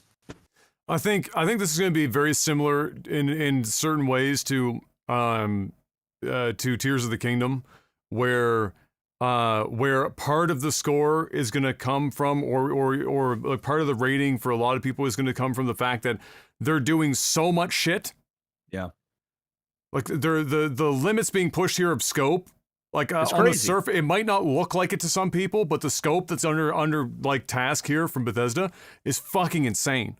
Yeah. And again, nobody will do this except for 3 games in one, dude. It's it literally is. There were so many mechanics. They were doing an hour of this, and they kept showing me more screens and more menus, and I was like, God. I was starting to think Are we at the 2 months And they yet? said there's more. And there's more. At I'm the like, end, they're like, there's much more. We just couldn't show you today. It's calm like, what the down, fuck? Todd. So Simmer, like, Todd. The fucking scope is huge. So if they pull it off, a lot of it will be like, a lot of the out of 10 score will just be like, holy shit, they pulled it off. Even to pull off 80% of it, people will be very impressed. Yeah, it's a feat nice to do it, right? Yeah. But for me, that just like with Tears of the Kingdom, which to pull off Tears of the Kingdom and all the shit they did in that game on the Switch is goddamn magic. Somebody sacrificed a child and a goat at the same time to Satan to be able to fucking have that game run on the Switch the way that it does. It does. I don't know how else you do it. And so part of the impressive nature of that game is that. Yeah. But that doesn't make it more fun. Yeah. It just makes it impressive that they pulled it off. So for me with this game, I'm a little bit concerned that on one hand, I'm going to be super impressed by just the scope and how much shit they've done, and that they're likely going to pull it off. If not at launch, in the first, like you said, it'll take like a year. It will be a totally different fucking. They'll resell it as Game of the Year edition, and it will be fucking incredible. But like for out of the gate, maybe not. But I'm a little concerned that it just won't be exciting after like you see everything one time, and then like the subsequent just gets less and less exciting. You're still enamored by how amazing it is they pulled it off, but it doesn't make it more fun. That's where I'm at. That's why I think it's going to be an 8 for me, or a 4 on my scale, around an 8. But I'm going to be mind fucked, 100%. This game is going to mind fuck me because I know from a technical perspective. I mentioned this as well. I don't know if you were there at the time. Todd Howard did an interview on the podcast with Lex Friedman, and he talked a bit about the systems in place that allowed them, or that they built specifically to be able to do the generated content for all the planets that you're talking about before, where like 12 are probably going to be handcrafted and the rest is just whatever. So what they've got in place is it's an even more advanced version of what No Man's Sky is using, from the standpoint that they're getting rid of like a lot of the more small tile sets, so it doesn't look like it's procedurally generated. And then from a content perspective, there will be aspects of the generated content that the game decides to plant there, from my understanding, in which there are large sections of that are handcrafted that just get put into a blender and you get it. So it's a mixing or a mix and match of handcrafted shit that's being put into a blender to output something for each destination. So you are likely going to run into some like duplication over time, especially if you put 500 fucking hours into the game, which lots of people will. But it should feel less like No Man's Sky, where after you went to your 7th planet, you're like, well, I have seen everything. I've seen it all. Yeah. Right? So that's really it. I'll make my points very quick because we're running long, and I do want to talk about Stormgate a little bit. Not a lot, but I think everyone wants to hear us talk about Stormgate, so I'll make mine very quick. I think it looks kind of almost too good to be true, was my takeaway from it. It's a lot. Bethesda can deliver, we know it. Nobody makes games like Bethesda. There's a reason why they don't. Everyone likes to rib this company for putting out broken games. The reason why they're broken is because it's so complex, and everyone wants to fucking hate on them for it, but then you think about it for 5 seconds, and that's the exact reason why nobody else fucking even attempts to make games like this. That's why. You've discovered why. Because it's insane and nobody should try it, but Bethesda and Todd fucking Howard go ahead and do the shit anyway. And they're smart enough to open it up to allow the community to help them give legs to these games so that they can sell 60 million copies of Skyrim. Like, that's how this whole system works. And it's unique to Bethesda. So I have lots of faith in them from that perspective. I thought the gunplay looked serviceable, which is all I need it to be. I don't need it to be... It's not a shooter. Like, it's not at its core fucking Call of Duty. You know? I just need it to be serviceable and get out of my way so I can enjoy everything else. And it looks like it's going to do that. I love the ship customization. That's fucking fire. I'm so happy to do that. You can't do that in No Man's Sky, and for good reason. It's fucking hard to do. So doing that level of customization while still being able to hire people to be fucking like part of your crew on your ships, board ships, take them over, add them to your fucking fleet, all that shit is fire. It looks dope. It's fucking fire. And visually, it looks fantastic, except for the characters. Yeah. The suits look good. As soon as you get to the face, you see it's Bethesda 100%, and God bless them. In that, you'll remember this, Jeff. I was laughing out loud because, like, they God bless them. They dedicated like almost 10 minutes, or like it felt like 10 minutes, to the guy that was like the lead fucking animator who was so excited to show everyone how they took pictures of like every man, woman, and child from every continent on Earth and slammed them in here so that you're getting diverse, great looking characters, and they're diverse. But then he was like talking about how they're like animating them to make them come to life, and then at the end of the day, you're still left with a Bethesda fucking NPC, and you can't unsee it. They look better, but it's still somehow, they are the most uncanny of uncanny valleys. Oh yeah, with their shit. It's still there. Besides that, everything looks fucking crazy. People were bitching about it being 30 FPS lock on consoles. I got news for you. Most of your PCs also going to run this at 30 FPS. And it's not necessarily because it's poorly optimized. It's because things like, for example, Bethesda's engine, the creation engine, keeps track of every goddamn item on the map at once, positionally, because all of the NPCs are also free moving about their cycles, doing and interacting with the world, so that when you get to that spot, things are still working the way they're supposed to. It's part of why in Skyrim they had to take the world from being wide open like Morrowind and start putting a gated door so that when you walked in, the fucking console didn't explode. Nobody else is doing this shit, and that's why. Star Citizen is sort of doing it, but again, like Jeff said, is Star Citizen real? Nobody fucking knows. It's sort of real, it's sort of not, and until it's fully launched and they can say you've got 1,000 planets to go to, even if it's procedurally generated, and you can do all this shit, and you can hijack other ships and fucking add them to your fleet and still put people and have people, until you get to that point, shut the fuck up. These are the only people doing this shit. So I'm not super excited about it like I thought it would be, but I am still excited. Some of that is tempered just by the fact that its scope is so huge that I'm just a little bit concerned. Beyond that, in 2 years' time after launch, the modding community on this fucking game, bro, you better buckle the fuck up. You see what they did with Skyrim? Wait till you see what they do when they unleash Starfield on this motherfucker. They're actually gonna make Star Citizen. That's what's gonna happen. Multiplayer will be the first thing tackled. Somebody is going to put together a team to try and pull off multiplayer. It will be almost impossible, but they're going to figure it out. It'll happen. But then beyond that, it's also tits everywhere. Just fucking breasts in places you've never seen before. That'll also happen. Titties. Space but titties. That's my take. It'll be an 8 out of 10 on launch for me, probably. Who knows? We'll find out. I'll be playing the fuck out of it. I'm still not buying it day one. So like I'm not I know you will, but I'm just not in that camp. I'm going to wait to see what people think.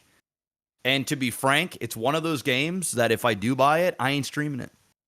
I'm just going to play it. Just enjoy it. I'm just going to play it.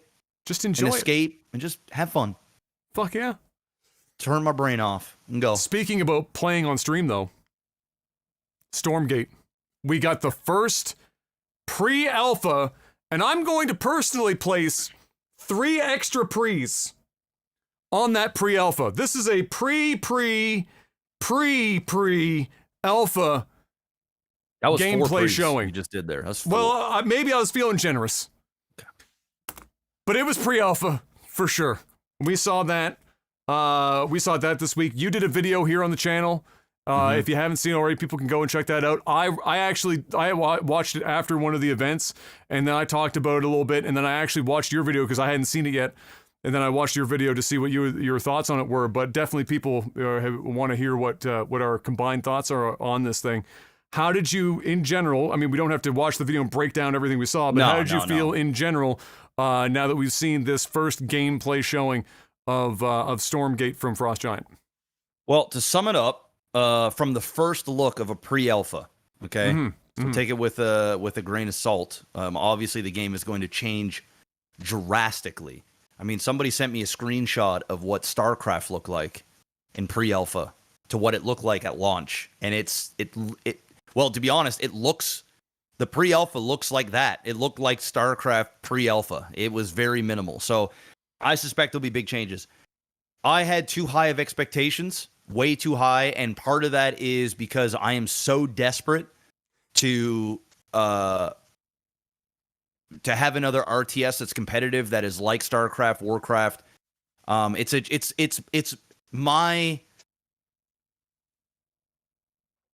It's my drug of choice. It just is. You're chasing the dragon. Yeah, like some people like, there's maybe a TV show out there that they will watch religiously every year, and just that's the standard. Maybe there's a movie director, maybe there's a musician, maybe there's I don't know, marijuana. Some people just love to get high. My high is a competitive Blizzard RTS. That's it. And so my expectations, my junkie levels were through the fucking roof. And I was just like, oh, put it right in the veins. I'm ready. And when I watched it, I left underwhelmed, slightly disappointed, but also very optimistically, very, very optimistic about the future and excited. So, like, on one hand, I was like, oh boy, this is not what I envisioned. But then on the other hand, I was like, okay, I am liking what I'm seeing. The majority of it I really do like. I'm not 100% sold on it because I'm just thinking like this just needs to be my future. Like if I'm going to spend years playing this game, casting it, getting good at it, being part of the culture, right now I can't visualize me doing that with what we're seeing, rightfully so. So for those who don't know, we saw a mirror matchup, which I guess we'll just call like the human faction. I don't know if they actually have a name. I didn't really get it, but and we saw maybe 6 different types of units, 6 or 7, throughout the entire thing, which was like 3 minutes. It really wasn't. We didn't really see too much. And yeah, I mean, a great team. For those that want to watch the video, it is on our Life's a Glitch TV channel, so you can just go there because I'm not going to spend 36 minutes talking about it in detail.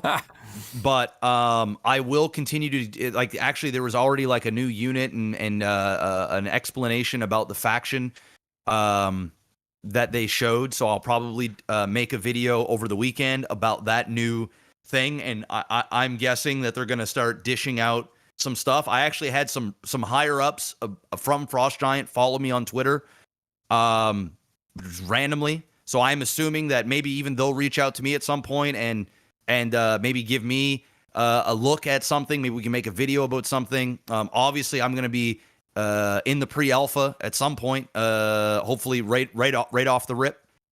I did speak to Frost Giant directly, and they did say that I will not be able to stream the game or make consistent content about it in the early stages. So they've already confirmed that, which I think is a good thing because the game, the way it is now, it's so bare bones that you really don't want to have that out to the masses. But I also understand that they want to show the evolution of the game throughout the next year and have the input of the community and influential people that are going to really spearhead this game into relevancy. So, I actually think the team is doing a fantastic job at keeping expectations in check because mine were just high because it's me. Okay, they didn't put that on me. They didn't go and say, like, what you're about to witness is the fucking second coming of Christ. They didn't say any of that stuff. They were very open and honest about, like, this is pre-alpha. This is... you're going to be able to understand the feel and the look of the game, but mechanically speaking and everything else, we're just not there yet. And they haven't lied to us. They haven't misled us. So overall, feeling good about it. I think I gave it like a 7.5 out of 10, something along those lines. I know Adam doesn't agree with that, for sure. But I think I can see the vision a little bit more than what Adam can.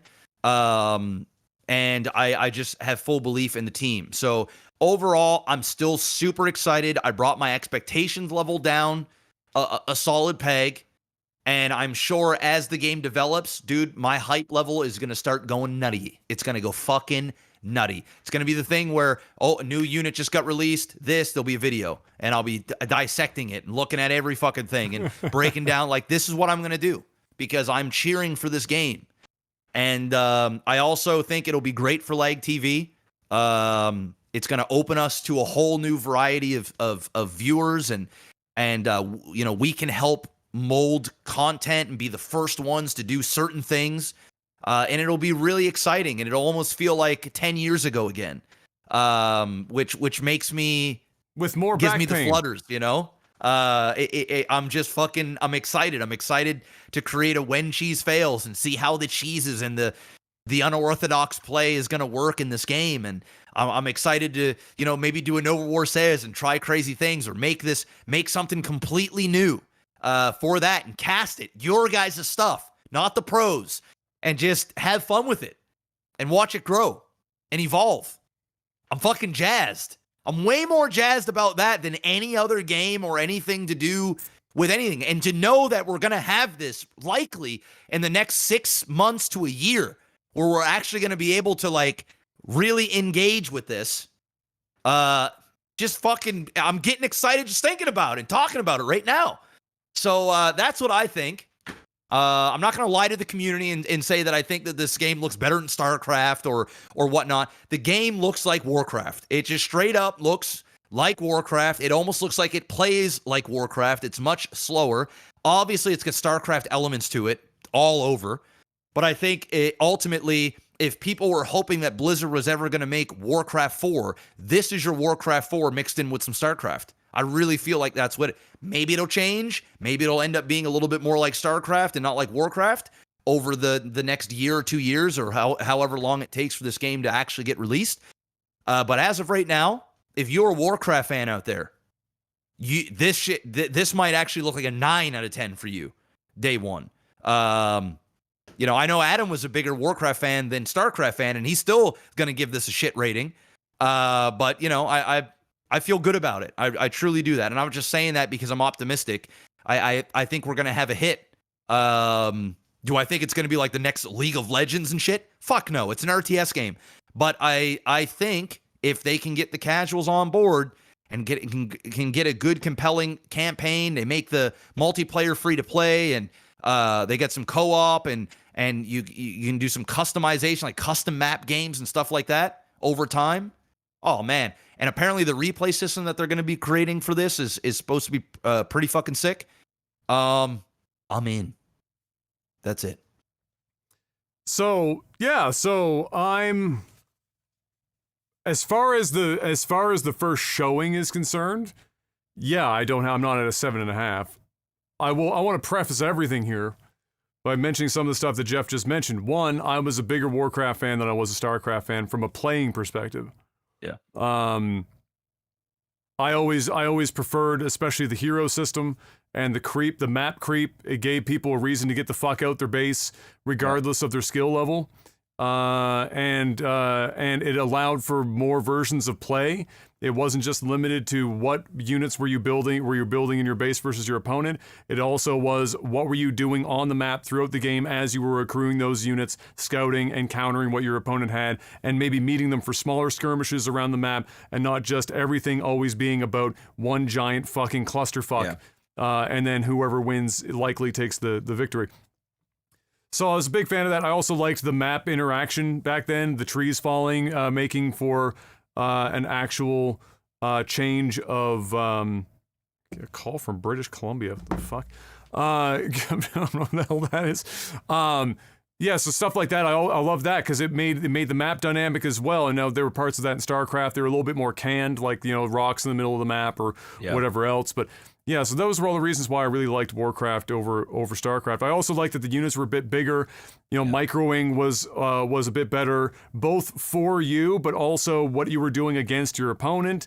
And it all seemed to be a little bit nicer for me. So I liked Warcraft a lot. So for me, when I saw this game and it showed up, and in the first 5 seconds, I said, well, this is. And it's not a unique take. This is, you took StarCraft units and placed them in Warcraft 3 and you painted the whole thing Overwatch. There you go. Yeah, that's actually good. The color palette is Overwatch. Yeah. The units are StarCraft. The overall game design and feel and look is Warcraft. Yeah. So you're getting a good hot 3-way of Blizzard action on this one. And again, you have to understand pre-alpha here. is that visuals, UI, individual units, some won't even exist by the time the game launches. Some will be in. All of it's going to be wildly different. Do I think that the general design language and how and stuff is going to change dramatically? No. I think the pace of the game is going to be pretty similar. I think they are shooting for a Warcraft. I think if I had to be a betting man on this, I believe when they sat down and said, all right, we're all from, well, pretty much everyone here is Blizzard. We have our experience in Blizzard games. What can we do? We want to make an RTS. And somebody said, well, I mean, StarCraft 2 just happened. Yeah. And in the grand scheme of things, in the canon of Blizzard games. And people have been wondering about Warcraft 4, StarCraft 3, whatever. But Warcraft 4 would technically be the next in the pipeline. That style of RTS, we don't want to just make StarCraft all over again. Let's maybe move in the direction of Warcraft. That's how I think this came to inception. But also that they're moving StarCraft sensibilities in because it is more recent and it might attract more eyes because it's got like the mech style versus a more organic Warcraft style of play. I thought that honestly, before I get into any granular at all, and I won't take up a lot of time, but I feel like first my rating was 4. It's 4 out of 10. Not the game. I just need to make this very abundantly clear. Not the game. The first showing, this video specifically, was a 4 out of 10. Not only did we see almost nothing, but it was a mere matchup. Not even all the units had, like, we had placeholders. We had chickens in place on this map. So we only saw one race worth of shit. It wasn't even all of them. We didn't get an explanation for literally fucking anything. They pitched this specifically for people who were already going to buy this game. They don't need to sell this the way that they sold this first video. They don't need to sell Jeff, I'm buying this game, he's buying this game. And when you come in and you bring out TLO, and TLO says, I think I'm going to try this, and this, and the other guy says in style, I'm going to try the macro game instead and start throwing out a bunch of terminology. You're selling it to StarCraft fans and Warcraft fans off the jump. They're already likely buying this shit. You're trying to sell an RTS in the year of our Lord 2023. Those guys and girls like Jeff are already going to make videos and push this shit out to the world and whatnot. The people that you need to hit are people that are on the fence looking at this going, yeah, this might look a little cool. But I need to know what's going on. I'm a little bit confused. And don't just start immediately jumping in and using a bunch of fancy terminology and assuming that everyone can fill in the blanks. We didn't know anything about a fucking unit. We didn't know anything about the general gameplay length of an average match. We didn't know whether or not there were map creeps. We sort of saw one, but we weren't sure because, again, some of the shit were chickens. So fuck me if it was a fucking placeholder or if it was an actual fucking creep on the map. The only thing we were told about that is that actual hero units don't exist outside of 2v2 and 3v3, so 1v1 does not have them, but for whatever reason they exist in 2v2 and 3v3.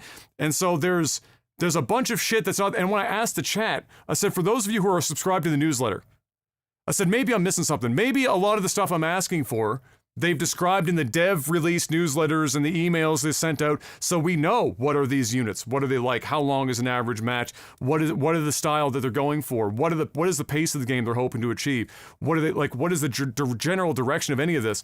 To which somebody in chat said, I've been subscribed since the beginning and read them all. The answer is, I don't know more than you. I said, great. So they're not selling this. Yeah. They're not selling this well at all. And you've got one single first impression. And you are riding right now on pedigree of a company that you left behind. You are now a small developer, even if you have that pedigree, and you have to resell the hardest genre, arguably, in gaming right now to a new audience, because the old one's going to buy it likely anyway. So you need a first impression that's gold. This video was produced, I hate to say, I love seeing TLO. I was thrilled to see that motherfucker. I love that guy. This video was produced like ass. It was goddamn terrible. It was canned, it was pre-recorded, and then they had TLO, dub over, little screen, here's the thing, pretending that it was fucking being done in real time, whatever the fuck, go away. The audio, TLO's fucking audio was a roller coaster the whole fucking time. Sometimes you could hear him, sometimes you couldn't fucking understand a word coming from his mouth. It was all over the place. And then it just ended at the end. No fucking wrap up, no summary, no nothing, just end the video over. Black screen, Frost Giant Games. Fucking Stormgate, yay! Like fucking, it was terribly produced. And it was only 3 minutes long. You're telling me that you couldn't have done this where in the beginning you give a preamble, you have TLO, a fucking goddamn legend, who is good on a microphone, by the way, and give him the opportunity to sit down and explain, if this is not going to be done in real time, because it wasn't, explain what you're about to see, where the game is at. Say that it's pre-alpha. Don't just put a fucking stamp in the top corner of the screen. Explain that what are the units that you're going to see today, because you're not going to see all of them. Tell people ahead of time. One of them don't even have a fucking unit in there. It's a goddamn iron chicken. Maybe we'll keep the chicken in the future because it's a fun meme. But for now, the chicken's in the fucking game. Oh, that'll be in the game in somewhere that will be in the game now. I said I'll be disappointed now if the fucking goddamn chicken ain't in that game. You know, explain why. Explain how why 1v1 is different than 2v2 and 3v3. But what we're exploring today, set the stage. Fucking set it up and then show the whole game. Don't edit the shit and cut between and fucking like there was a point where I can't remember the name of the Vulcan, where the Vulcans got an upgrade that allowed them to dash that they didn't have originally, seemingly, that allowed them to plow through the trees, because one of the cool features in this game was that small units can go through the trees freely, but the big units have to go around. Yeah. And then the Vulcans, at some point during this cut fest, like a fucking Liam Neeson action scene, where this motherfucker has to have 47 cuts to jump an iron fence to get off to catch his fucking guy, like in the midst of all that, the Vulcans got an upgrade. And the Vulcans suddenly jetted through that, and it looked badass. Fucking jetted through and blew all the trees apart. And here comes TLO on a pincer attack into the base, and I'm jerking off mentally like, but I have no idea what's happening or why. And then the video cuts. GG shows up on the screen, and the video ends. I think that, I could be wrong, but I actually think that the whole thing was staged. And it's the reason why we didn't see the full game. I think that they got in, they created certain scenarios, they recorded certain scenarios, like to show the trees, to show the blasting of the trees. But just tell me that! Yeah. Just be honest, because this video was produced by somebody that's never produced a video in their fucking life, I swear to God. No way in hell. This person just got their hands on Adobe Premiere last Tuesday, learned how to put a fucking face cam on the screen. They used some webcams and shit, and they just threw that shit on there, and off to the races. Bro, this was produced by us in 2010. That's how old and beat up this video looked. It looked fucking, it just zero. And it's your first impression, guys. It's your first fucking one. So that's why it's a 4. And TLO won too. Like, let's be real, dude. Monk would have just destroyed him. He probably knows the game. He's the goddamn developer. He's the creator. Like, you know, so I just think there's some fan service going on there. You know, it's like any other presentation at these video game things where it's scripted, it's whatever. That's what I think. I mean, maybe it was all legit and whoever won, but I doubt it. No. But you know, it is what it is, man. But so sorry to cut you off. But yes. No, it's okay. I have and I want to say again, I have enormous faith in this team. They're the creme de la creme of real-time strategy. They're the granddaddies and grandmammies of all this shit, and outside of like, did you play Age of Empires 46 years ago? Go, yeah, I did, and Red Alert 3 too, that was pretty neat. What about Command? Nobody cares. Blizzard RTS shits on everything. Until you get into 4X strategy, which they don't even occupy. Everything else, real time, Blizzard runs the fucking show, or did. And now you've got Frost Giant, who are a brave group of souls that looked at a sinking ship named Blizzard Entertainment and said, well, Activision Blizzard, and then said, oh, we gotta get over here and make our own shit because we've got the know-how and knowledge to do it. And thankfully, developer tools have gotten to the point where a small team can produce a high-functioning real-time strategy game, and it doesn't need 300 fucking employees to pull that off as much as it did in the past. And so all I'm asking for them next time, bake this shit in the oven a lot longer. Leave that shit leave the game. Don't touch it. It's a souffle right now.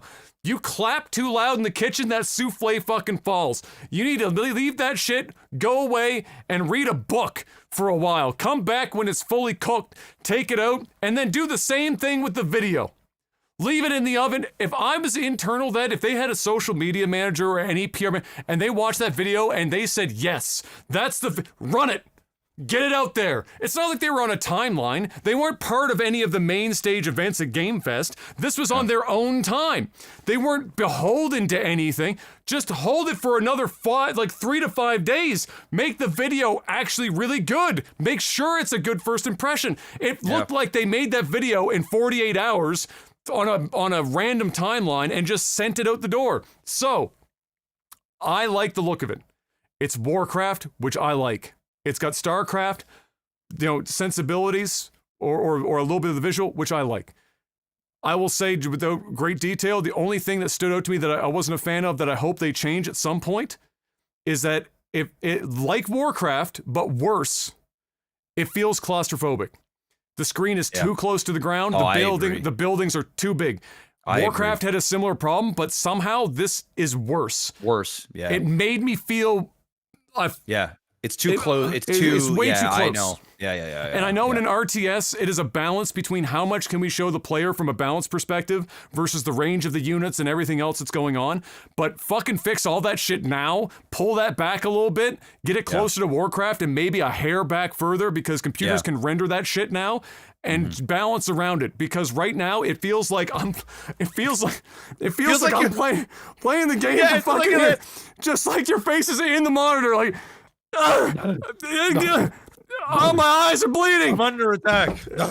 No, I get it. I'm with you on that. So that was the big one that stood out, because everything else is fucking whatever. Yeah. That's like if I was gonna be one actionable piece of advice other than bake all this shit in the oven longer before coming out again publicly, because I've been watching their Twitter manager, God bless whoever the fuck it is, be responding to every person who's down bad on this fucking game after that first impression, because it was a bad fucking first impression. You fucked it up.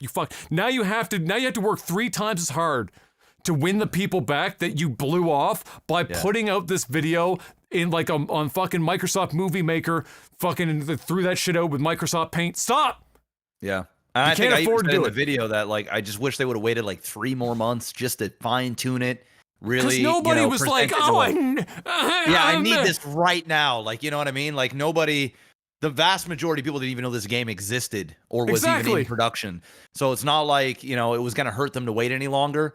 But maybe there's a bit of pressure in terms of investments and stuff like that, where they need to see stuff. Maybe I don't know. Maybe if that's the case, just send it to them. Yeah. Don't send it out Who knows? Don't send it out publicly. But I think ultimately, at the end of the day, there's guys like you and I and the vast majority of the content creators that are going to do a good job at cleaning up any mess that they made here, because we're incentivized to do so, because we want this game to succeed. So I think they know that. I think I'm not upset that they released what they did, but I'm with you. I'm not with you on the 4 to 10, but I'm with you on a lot of the criticisms that you gave. So we'll leave it at that. If you guys want to know more, head on over to my video, go watch that, and you will get tons more Stargate content and updates and looks at things. Or sorry, what did I say? Stormgate. Stormgate.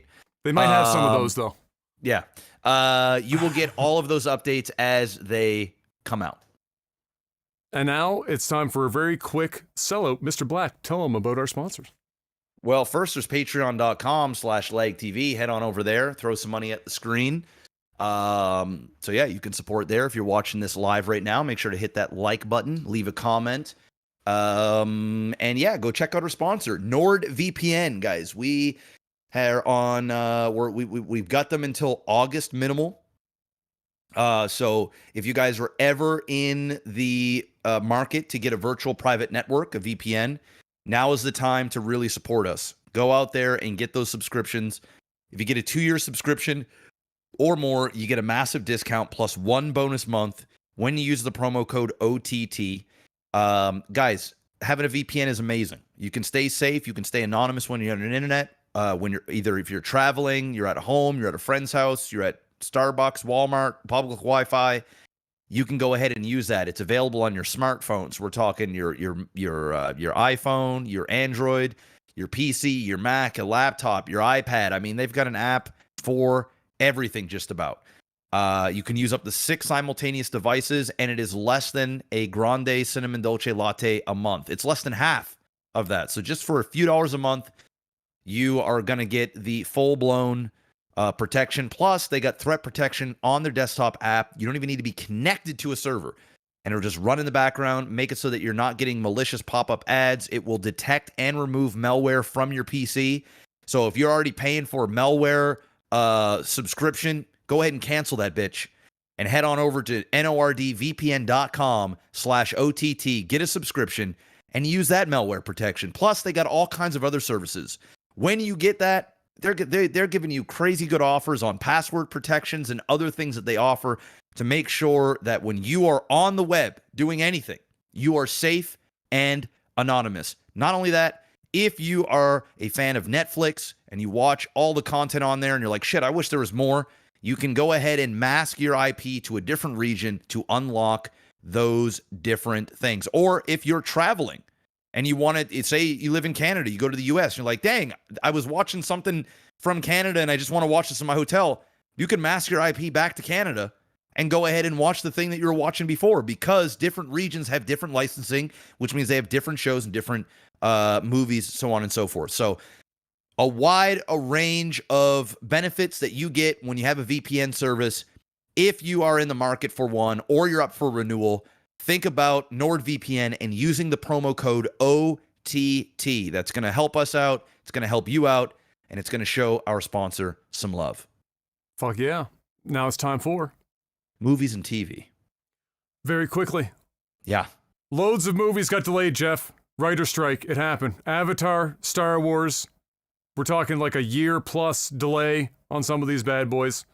It happened. Well, Avatar, the other movie, is pretty much all filmed. So we're not going to get a delay on the next one. But Avatar, the one after that, probably. Yeah. Black Mirror's latest season not getting as well received as perhaps as they'd like, which I'm kind of disappointed about because they had quite a cast. We talked about this a few weeks ago. It seems that many are not a huge fan of the fact that they moved closer to a horror instead of their usual thriller sci-fi, which I would agree. I have enough horror in my life. I liked Black Mirror as a thriller sci-fi. They did dystopian sci-fi shit really fucking well. So if they just made an entire season of horror, that sucks. But nevertheless, it's probably okay. It's just not as good as people were hoping. And finally, Across the Spider-Verse apparently getting a new version pushed to theaters that has better sound mixing. I don't know what the impetus for that was. Do you? I think I heard that in the beginning of the film, I could be wrong, but I think in the beginning there was some music being played, and then there's like some voiceovers, sort of like getting the audience up to date and things. And apparently, if they put something out on Twitter and social media, telling people, which is, ridiculous.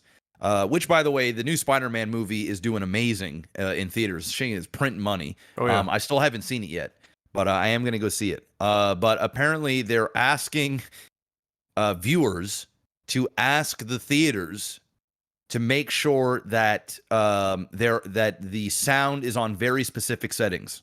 Because if it's not on very specific settings, there are a couple of parts in the movie where you can still hear, but it's very clear that it's the way that they designed. So the spatial mix is out of whack for certain settings. Correct. Yeah. And they need the theater sound channels to be in certain settings in order for it to be heard in optimal stuff.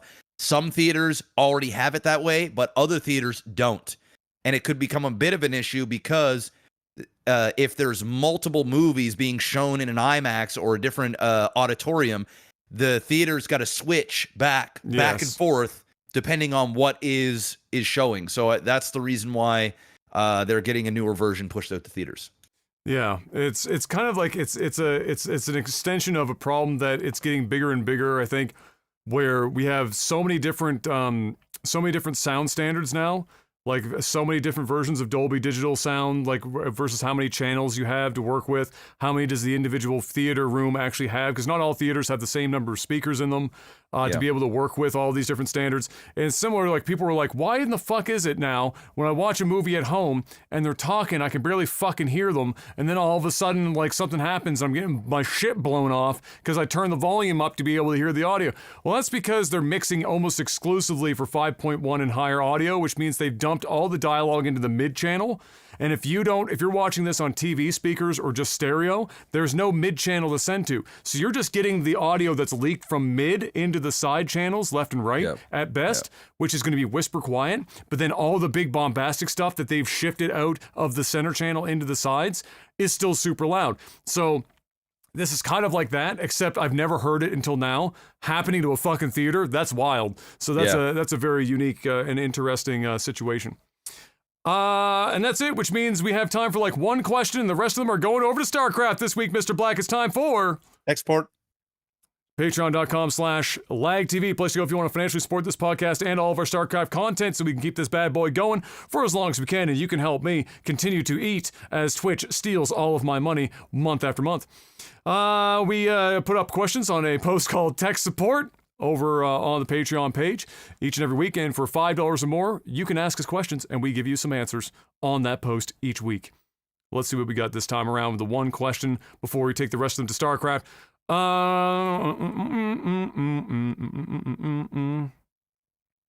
The Blainer, is there a lot of places offering poutine in Nova Scotia? He said, I'm in Quebec, and it's everywhere in the province with a lot of different variations on the poutine. Yes. Yes and yes to both. Similar here. A lot of places with their own twist on it, and I gotta be honest, 98% of them are garbage. Dog shit. Yeah. There is probably the most embarrassing example of this is there, and I don't know if it's a chain that exists outside of this province too. Probably does, or I have no idea. I don't even know if it's a chain. Smokes Poutineery. Yeah, it's a chain. Yeah, it's a chain. Is smoked asshole. It's terrible. Their poutines are garbage. All of them. Yeah. There's not a single poutine there that's good. Their gravy is shit. Oh, gravy's Their fries, pretty bad. Shit. They barely use cheese curds. They're using shredded cheese, which is already against the Geneva Convention to be using shredded cheese and not cheese curds in a poutine. You done fucked up. So, like, the fact that you've got it in your name that you're Smokes Poutineery, go fuck yourself. So that's pretty bad. Honestly, this may be a surprise or it may not be. The best poutine I've ever had is a fucking Costco poutine. Really? Have you ever had their poutine? Not in recent memory, so I'm gonna go out and say no. But their French fries are they're a French fry that is a bit sweeter. It's like a yellow fleshed potato for sure. Bit sweeter, but very crunchy with a lot of potato in the middle. It's not like a fresh cut fucking French fry, but you're getting French, very crispy, very fluffy on the inside, a bit on the sweeter side, and big fucking French fries too. And then their gravy is really fucking good. But more specifically, they're one of like 5 goddamn places here that use actual cheese curds, and their cheese curds are fucking good ass cheese. And they don't skimp. They're not like fucking Salt Bae and that shit. They're just they back a truck up onto that fucking bitch and dump cheese curds on top. And that's all a poutine is supposed to be, really. Yes. You can add some ketchup if you want, but it's how good. It's 3 ingredients, which any chef will tell you, the fewer the ingredients you have in your dish, the better it needs to be cooked and the better the ingredients have to be. Otherwise, it's going to be fucking awful. French fries, gravy, cheese curds. Cheese. That's it. That's so all you need. Honestly, it's that. Now, you might be able to get some bougie shit somewhere I haven't been to, but the best one I've had of all the poutines is the one at Costco. I'm going to go and say the best poutines that I've had is from a chain, and it's New York Fries. I think New York Fries poutines are pretty fucking delicious. They're also curds, and they do a pretty good job. The thing with that is you have to go to one that's not like a theater one because the French fries are almost always old. And shit. They're better. They're the mall or whatever. They're pretty good. Now, I haven't had them in several years because I don't, I'm Canadian. Like, I've eaten so many fucking poutines over the years. It's just not something that I just go out and get. Yeah. Sometimes if I'm at a restaurant and they're like, hey, how would you like to turn your fries into a poutine? I'm like, yeah, you know what? It's been a while. Fuck it. I'll try it. But to answer your question, yes, there's poutines literally everywhere. You can go to any restaurant. You can buy a poutine. And if it's not on the menu, they can make you a poutine. I mean, it's really not. You can go to McDonald's and get poutines. You can go fucking anywhere and get a poutine.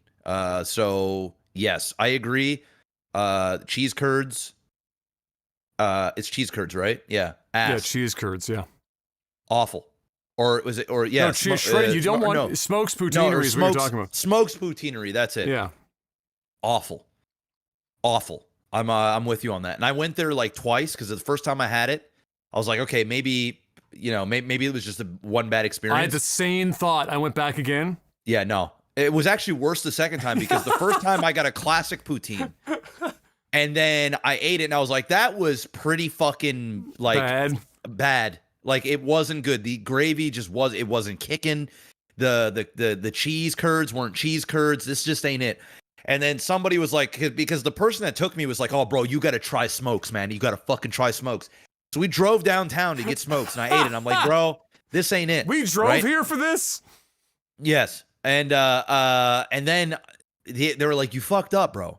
I'm like, what do you mean I fucked up? They're like, you got to get like the pulled pork poutine. Yeah, like you got to get and I ended up getting, I think it was like a taco one where it had like fucking like beef meat and like lettuce and salsa tomato and lettuce and yes, and like sour cream. Like it was almost like a supreme that taco ain't a fucking almost. Poutine, bro. I had that and I hated it even more. I was like, bro, this is fucking fries and cheese and gravy with shit on top.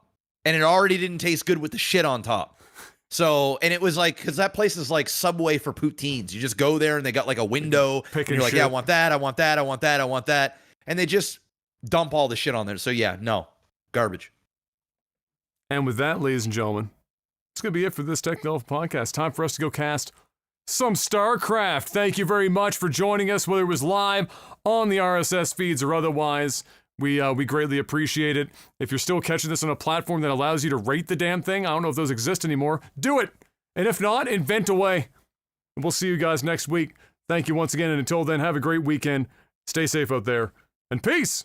Hey.